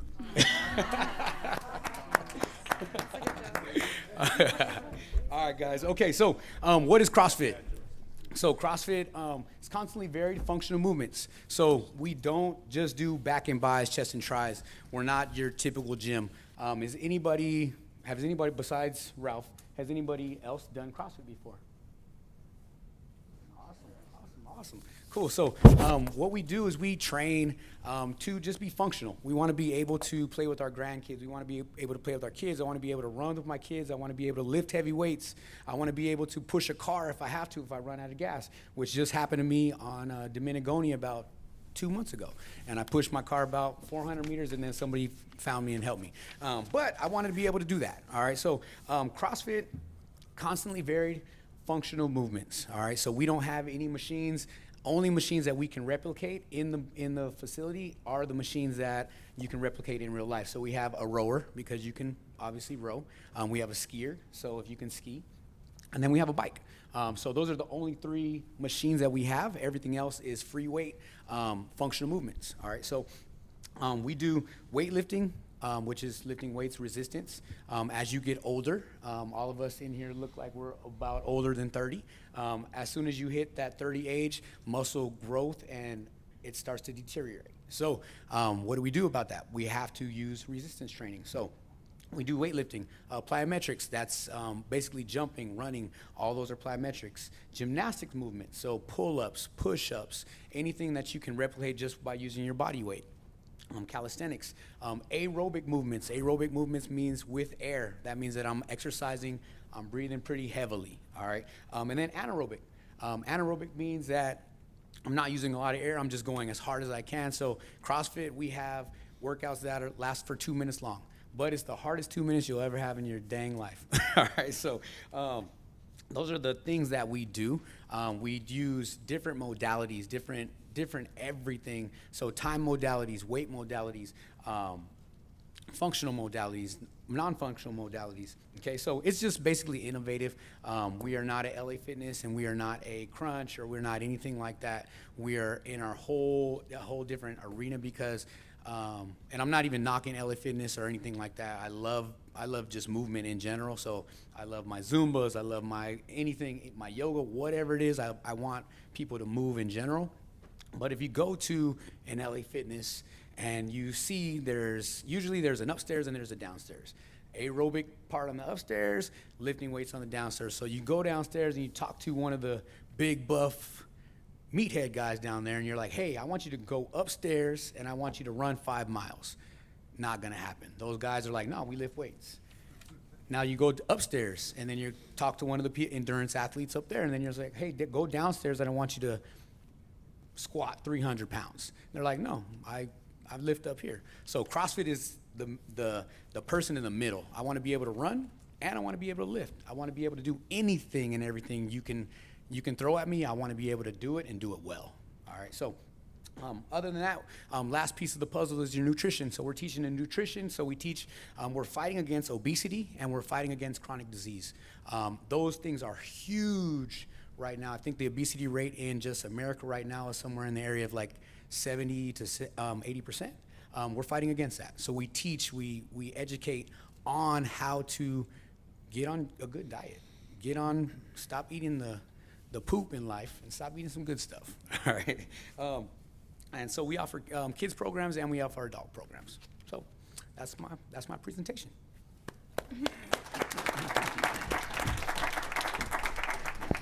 So do you have a location actually? Yes, sir. So we are in walking distance. So we're right next door to BJ Sporting Goods. So we're 320 East Florida. How big? 3,500 square feet. And you have instructors? Yes. So I'm one of them. We have 3 other trainers that are running classes. We run classes all day long. So we have a 5 a.m. class, a 9 a.m. class, 4:30, 5:30, 6:30 p.m. class. How long has it been going on? 11 years. 11 years. Yes. And what's your membership? How many members do you have? So right now we're in the area of about anywhere. I mean, we fluctuate because fitness is fitness, but we fluctuate anywhere from 70 members to 90 to 100 members. So in that area. And that's a monthly subscription? Yes. Or it's a per class payment? No, monthly subscription. How much is it per? So depending on what you want to do with your fitness, we have 145, and that would be 13 sessions per month, which is roughly 3 times a week. And then we have a 165, which is unlimited amount of sessions, and then we have a $200, which is unlimited plus a 24/7 access service. So we have people that just want to come work out at 12 at night. I'm not going to be there at 12 at night, but you can come and work out there at 12 at night if you want to. And last question for me, how do you determine the nutritional meals? How do we interpret it? Determine it. Oh, Are determine you it. an, Oh. Do you have an RD on staff, like No, registered no, dietitian? no. So I don't believe. I mean, I love the knowledge of registered nutritionist diet, but at the same time, most of the people who come in, they have other ulterior motives. So people want to look good naked, and so you don't need a registered dietitian for that. People want to build muscle, lose weight. I have a lot of people who have diabetes. You can use a dietitian, but I come in the area of I know exactly what you need because most people need just to eat right. So high protein meal, low carb meal, and that's more than half of the obesity problem that we have right now. I have a question. What are your goals?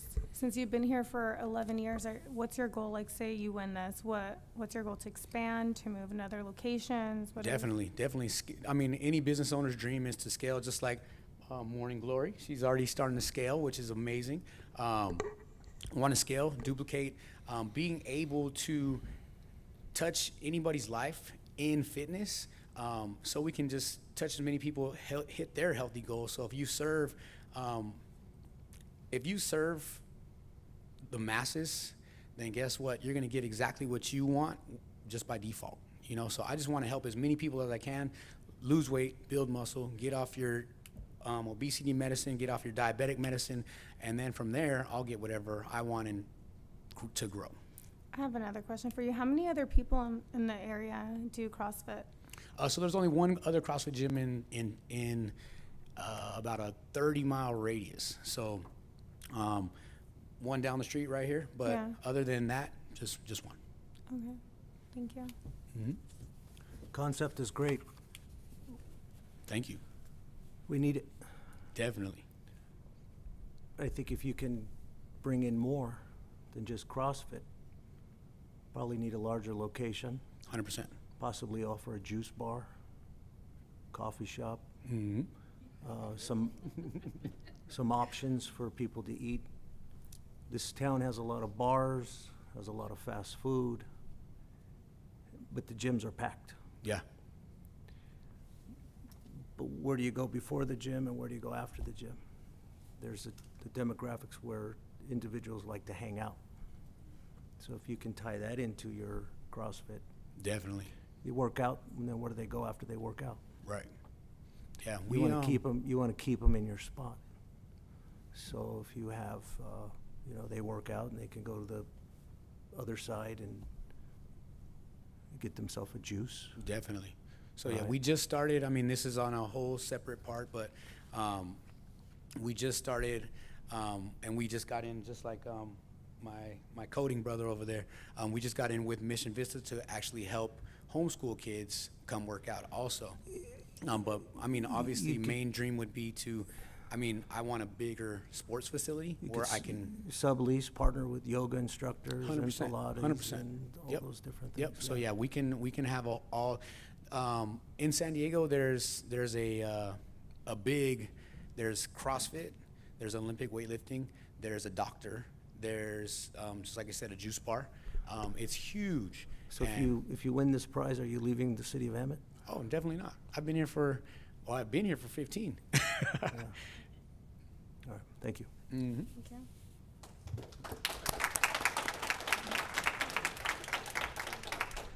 Phil, what's your gym? What's that mean on your shirt there? What's Hoka mean? Hoka means it's a good day to die. So, backstory. So, Hoka means it's a good day to die. I learned it in college. If you read the book Black Elk Speaks, Crazy Horse, the Sioux Indian, used to say it's a good day to die before every single battle just because he didn't want to leave anything out there. So me being a football guy, I came and I was like, Hoka, me and my buddy before every game, Hoka, Hoka. So means it's a good day to die when I was younger. When I got older, I gave my life to the Lord. And in Matthew 16:25, it says, if you give away your life for the Lord's sake, you'll gain eternal life. So I thought, perfect, Hoka, so when I was getting a gym and looking for a gym name, I was like, hey, Hoka, boom, that's perfect, because you die in a CrossFit workout. Ralph can attest to that. I certainly can. Yeah, so, it's a good day to die. Thank you. Actually, you've been at that location 11 years? No, sir. So we started across the street from the old El Patron before it burned down. How long you been here at this location? At this location for 5. Do you own the building? No, sir. Have you talked to the landlord about purchasing the building? Yeah, we've talked a little bit. She's actually looking for somebody to buy, but that's just. So what are you going to do if your landlord gives you a notice to move out? I'm gonna call you.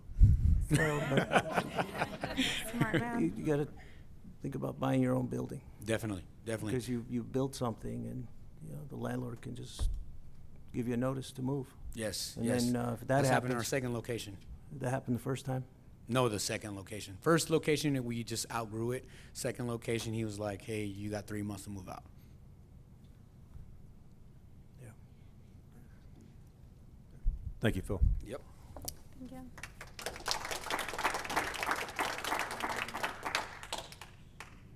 I think we have 2 left here. Increasing desired behaviors. Okay, there. Okay, thank you.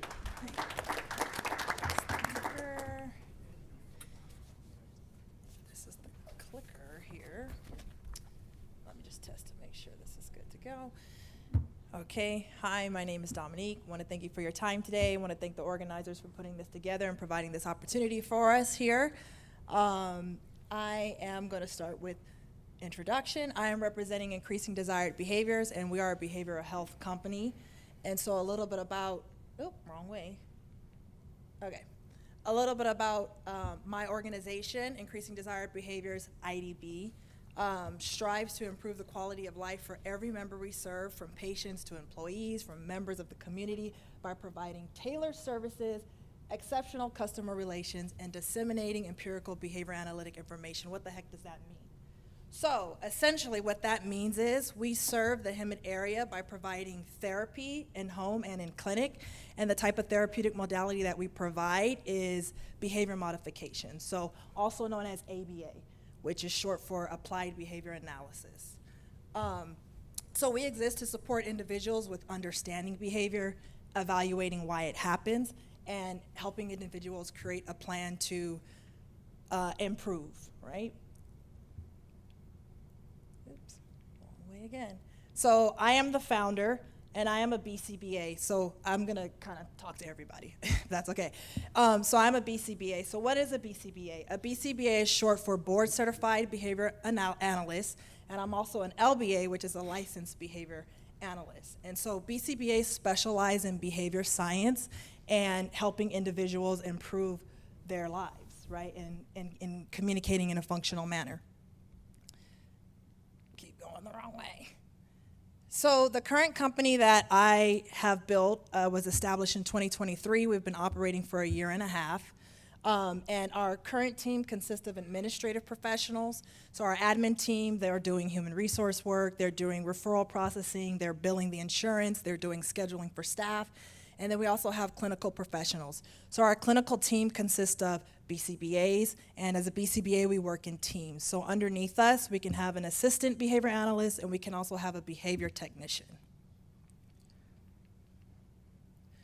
So as part of our goal, overall goal for the company, the first goal is revitalizing Hemet. And so with that is economic development. So we do have an ABA clinic on Latham Avenue next to the Hemet Hospital. We are the only ABA clinic in this area. Another part of our goal is community engagement. So we recently were a vendor at the Hemet Autism Fair this Saturday, which was the second year for that fair. And we were a vendor last year, we were a vendor this year. We got a lot of feedback from families about frustration. A lot of our families drive over an hour to get access to in-clinic ABA services.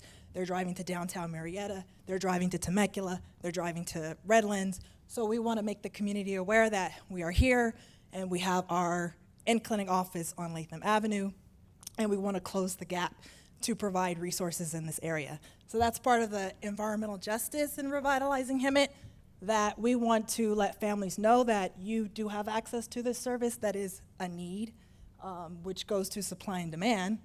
There's such a demand for access to ABA services, right? But there's such low supply. So when individuals are struggling in their mental health, how does that show up? It shows up in how they behave, right? So we want to exist to close the gap between that supply and demand. And how we're doing that is partnering with San Jacinto Community College to get access to students, to educate them on this potential career path. And I'll talk a little bit more about that as we go to different slides here.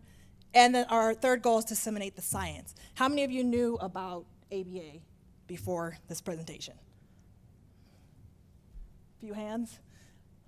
Okay, sweet. So as part of my responsibility as a BCBA is to communicate what ABA is and how it can support and how it can help other people in their everyday life. Community services that we provide in-home therapy, we provide in-clinic, parent consultation, parent support group, telehealth, functional behavioral assessments, social learning classes, and life coaching. Our best achievements this year, we've been established 2023, but we've been operating for a year and a half. Our best achievement is collaboration with San Jacinto Community College. We recently just got access about 2 months ago to talk to nursing students. We're trying to get access to talk to psychology students, child development students about entry-level jobs, which are behavior technician positions, and potential career paths if they want to move up to be a BCBA. We also, our long-term goal with that partnership is to propose curriculum to close that gap, to where junior colleges could start providing some type of training for those that want to be a registered behavior technician. Growth is a big achievement. With opening our clinic, this is all within a span of 1 year. We have 25 employees. We have 40 staff, 40 patients that we serve. We have an office in Ontario, and we're working on a clinic in Marietta. Another part of our growth is internal systems. Sorry.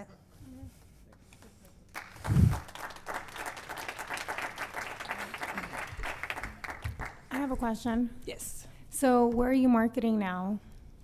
So great question. We market so right now in the Hemet area, we are in network with Inland Empire Health Plan, which is the HMO for Medi-Cal. Okay.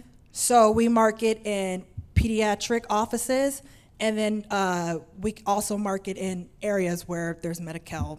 So you guys do not market like at the Hemet Unified School District with their special needs department and or with the tribal TANFs in the area that have a lot of ABA? So great question. So we do market with schools. We do market in the pediatric office, as I mentioned. We market in resources fairs like autism fairs. We were just at the Saturday event. And we also market with, our most powerful marketing tool is the word of mouth. So a lot of our families that have come to us have been through referrals, them sending other families our way. Just for your own information, if you do market with the tribal TANFs, they actually pay for all the services through their tribes for ABA clients. I was a social worker there for a long time. Oh, so I would love to learn more about that. Are you a nonprofit or for-profit? We're for profit. For-profit. yeah, And you go through Medi-Cal, Medicaid? Yes, we have Medi-Cal. We're working on diversifying our funding with commercial insurances and private pay in What other is your areas. age? Is there any age limit? Or is like children There's and no adults? age limit, but it does also depend on the funding source. So we'll serve I mean, whatever under the funding source Medi-Cal, you allows. could go as high as Medi-Cal you want to is go, right? up to age 21. Oh, till 21. Mhm. Oh, wow. Interesting. Are you with the county or regional? We are working on a contract with the Inland Regional Center, and we're Okay. currently working on getting school contracts. Okay. good. But I'd love to learn more about. I'll give you the manager's information and the chairman's. How many clients do you have now, you said? Right now, we have about 45. 45. 45, and that's in the Inland Empire, Riverside County, San Bernardino County. And then we opened the clinic in Hemet because a lot of the families out here travel very far if they're wanting in-clinic services, and we are the only clinic in District 5. So you're that's in 21 and Sonoma, under, Manning. though, right? It seems Based like- on Medi-Cal. Okay. If they have Medi-Cal. So if Do they you have, do you do mental health as well, like schizophrenia, bipolar, if or they, just behavior issues? so through Medi-Cal, it's just a matter of reporting a concern and requesting a referral. If Okay. it's commercial insurance, they do have to have a mental health diagnosis. So you have to get a referral from a doctor, basically, primary. If it's a commercial insurance. Okay, got it. Medi-Cal, you can just call IHP and say, I have this concern, and Of course, request for yeah. services. Your contract with IHP? Yes. Kaiser and everybody else? Scan and all of them? Kaiser right now is not accepting new providers, but Okay. we are trying, to get Interesting. the Very network. Do you guys offer transportation services to families who are lacking that? IHP does. Okay, but you don't personally, your organization? As the organization, no. If we Okay. have families with that barrier, we redirect them to IHP. I'm curious to know, what, do you have like a time limit per session, or how does that work? So, great question. So it depends on, the evaluation will determine what is clinically appropriate for that patient, and it's based on a weekly model. So a patient can have 10 hours up to 40 hours a week. And you get reimbursed for it? Absolutely. So we what get do you reimbursed need this funding for? for personnel costs, which is the greatest expense. We get paid in the rears as a reimbursement through the insurance, and also expanding for more clinics. Like, it is a goal to be the leading ABA provider in the Hemet area. So our clinic right now is a suite that's about 1,300 square feet. We would like to expand. Expand that? Yeah. Got it, thank you. Well, if you want to expand, he's the man. Thank you. We'll be in touch. Thank you. Thank you.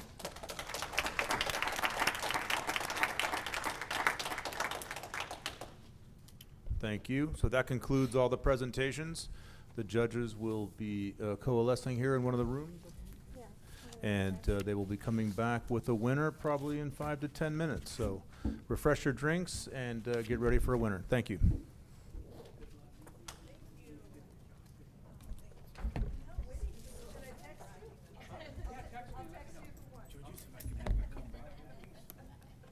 Bring also your scoring sheets and everything.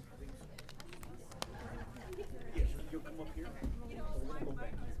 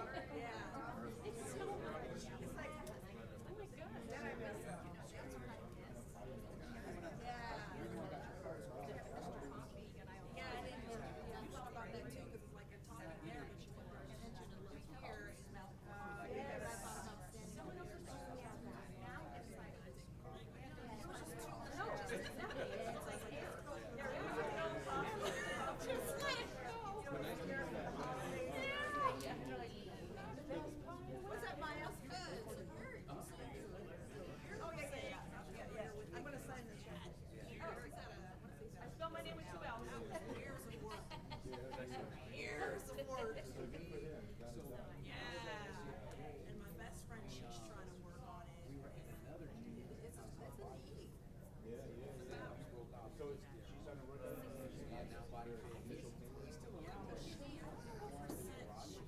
She's constantly trying to like.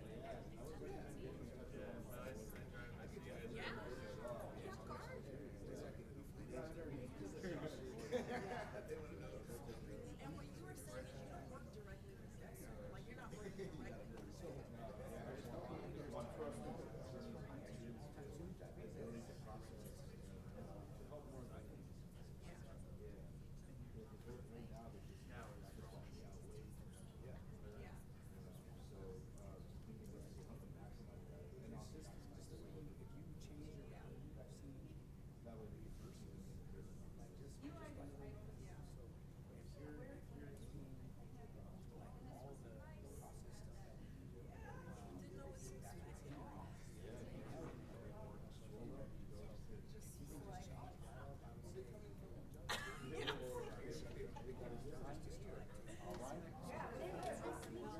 I'm Gloria. Oh, Gloria, good. It's a good name. It's an old name. I just had this name. So, yeah. And she actually talked me into it. Yeah, she gave me hope. She was like, no, don't give up. I know. And so, what she encouraged me. I was telling you earlier, it's like, I already won. Because it already, catapulted me to becoming that much clearer about what my goals are. I want to have done that. And it took me a long time, but it's so crazy.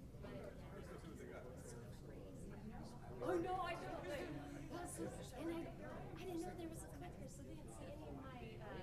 It's okay. I just learned PowerPoint use because of her. So maybe I don't know. I do want to go up. Oh, no. Oh, you're so sweet. But you know what? Come with me. Yeah, because I actually really don't be at this platform, so this is kind of just being here. Exactly.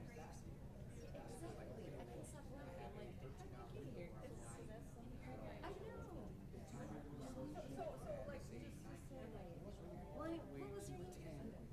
Oh, I like that you're. I wish everybody had their names on their jacket.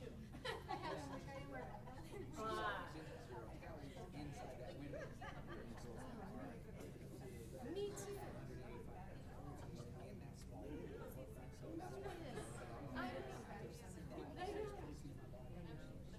I call it early on.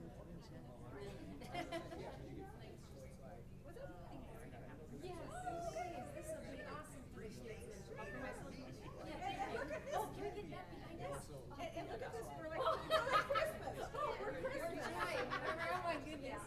Thank you very much. Here, I'm gonna put the first. Oh, I appreciate it. Well, this means so much. I can't believe I'm here.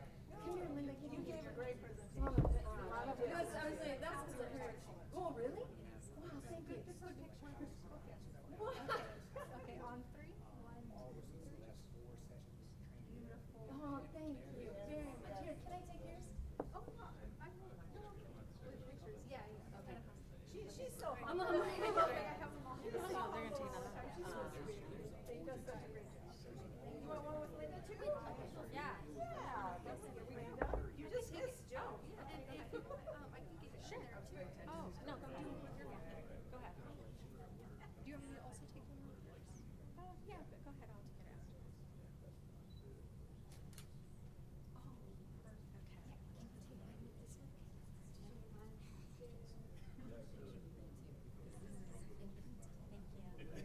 We have another president. Yes, yeah.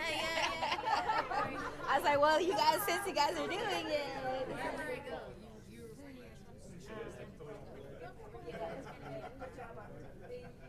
Glasses on.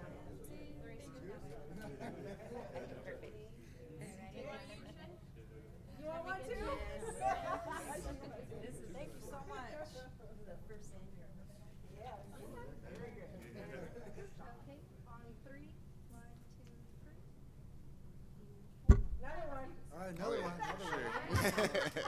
You have to collect these. Oh yeah, yeah.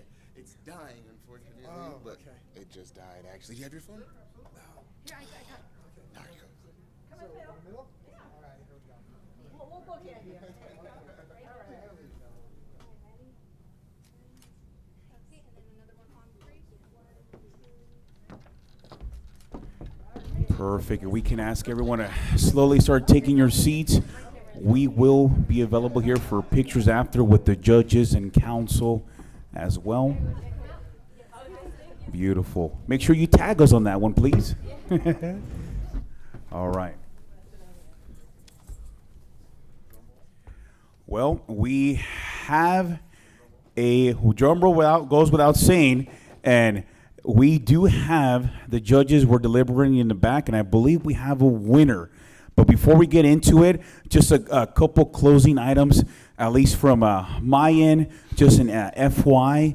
Right in the front at the registration table, we have these cool economic development QR codes.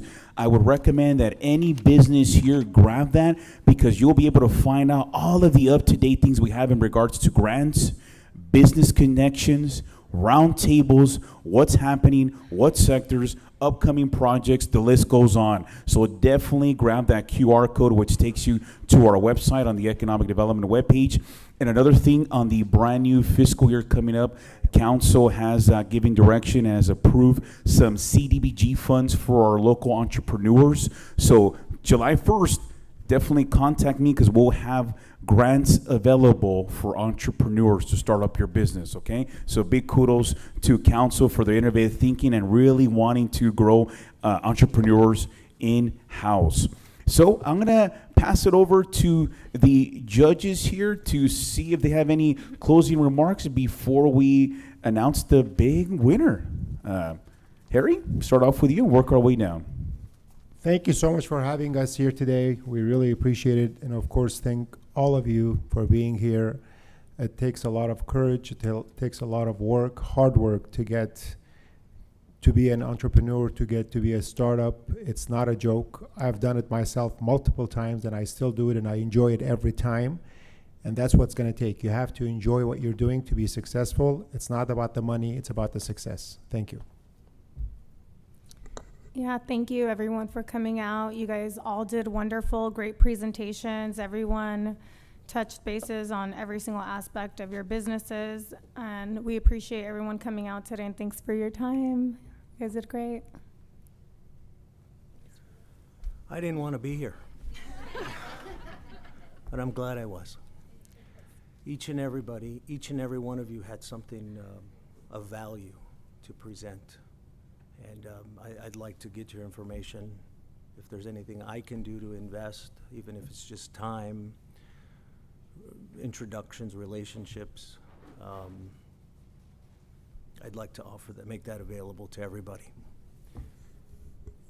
It wasn't an easy decision. Some of you have, all of you have wonderful business concepts. Some were above my pay grade. I couldn't understand the fine details.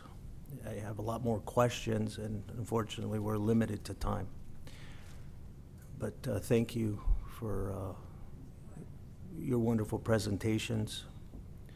You're going to look back on this and say, it'll mean something one day. So thank you. A big round of applause to our three judges, please.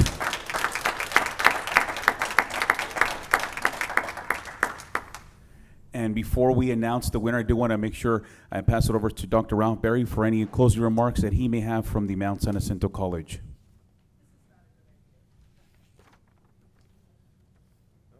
I just want to thank everybody for coming out. And every time we do one of these, there's so much learning. Every time there's so much learning. And I think there's some good networking here as well. So I do look forward to seeing several new businesses open here in Hemet relatively quickly. So again, thanks to the judges, thanks to everybody that presented. And who is going to be presenting the check? I think it's on the way over. So here we go. Everyone, can we please give a round of applause to our City of Hemet Mayor, Jackie Peterson, to announce the winner. Here we go. It's game time. Okay, I just want to say, Ben, next time you do this, we need a cardboard check, not one that erases. We were trying to mess with it because every time we tried to fix something, something else erased. So No, I would just like to thank the judges also. You guys did a great job. You asked some really good questions that were valuable to the participants as well. So, and thank you, Dr. Berry, for helping us today. You guys all did a great job, and you can tell by the questions that were asked that the judges were truly interested in your business or nonprofit that you were doing. And you know, like one said, it does take courage to come up here. And I thought you all did a wonderful job presenting. I thought there was going to be more jitters in the room, but I can tell that you guys, you know your business, you are familiar with it, and you are happy to talk about it. And I know all of you will do really well in the future. So thank you, judges. I know it was a hard decision. And I have the winner here. The winner of $1,000 who gets to go on to compete in Riverside County is Morning Glory Coffee.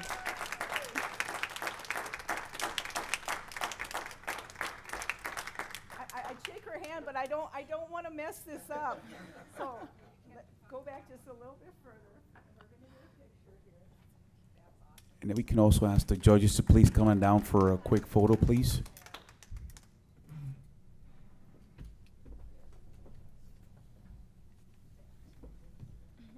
Yes, and then we can also have our counsel who's here right now step up as well to join the picture, please.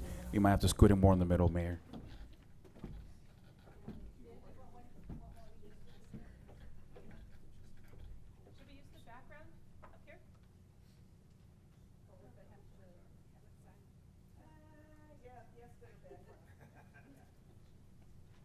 I'm going to put your purse down again. Oh, yeah. Okay, just with the judges. So, do one of you judges want to take the end? Sure. With your winner? Right in the middle.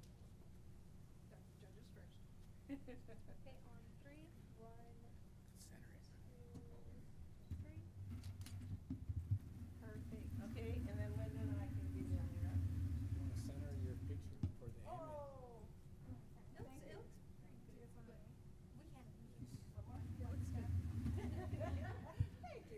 He's got the muscle. Yeah. Okay, and then.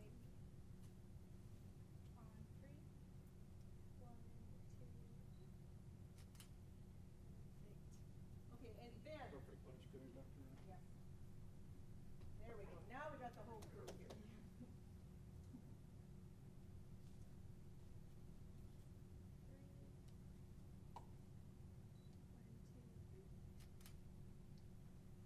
Perfect. Thank you, everyone, for attending.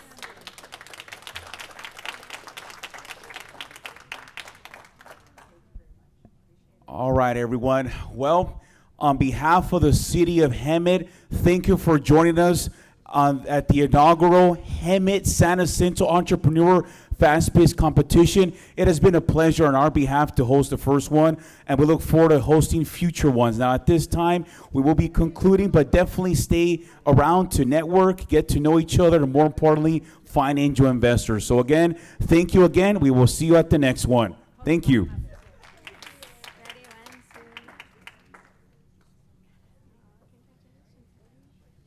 And good luck to you. I love what you do. It's great. It's great. Yeah, much needed.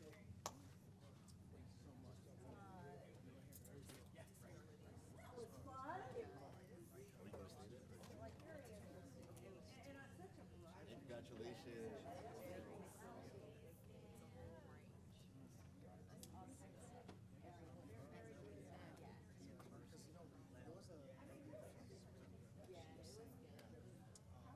I guess there's organizations, I took some notes, I'm not sure about this. Good luck to But she was saying there are organizations that have, I guess, programs for high functioning autistics. So she said maybe we should try working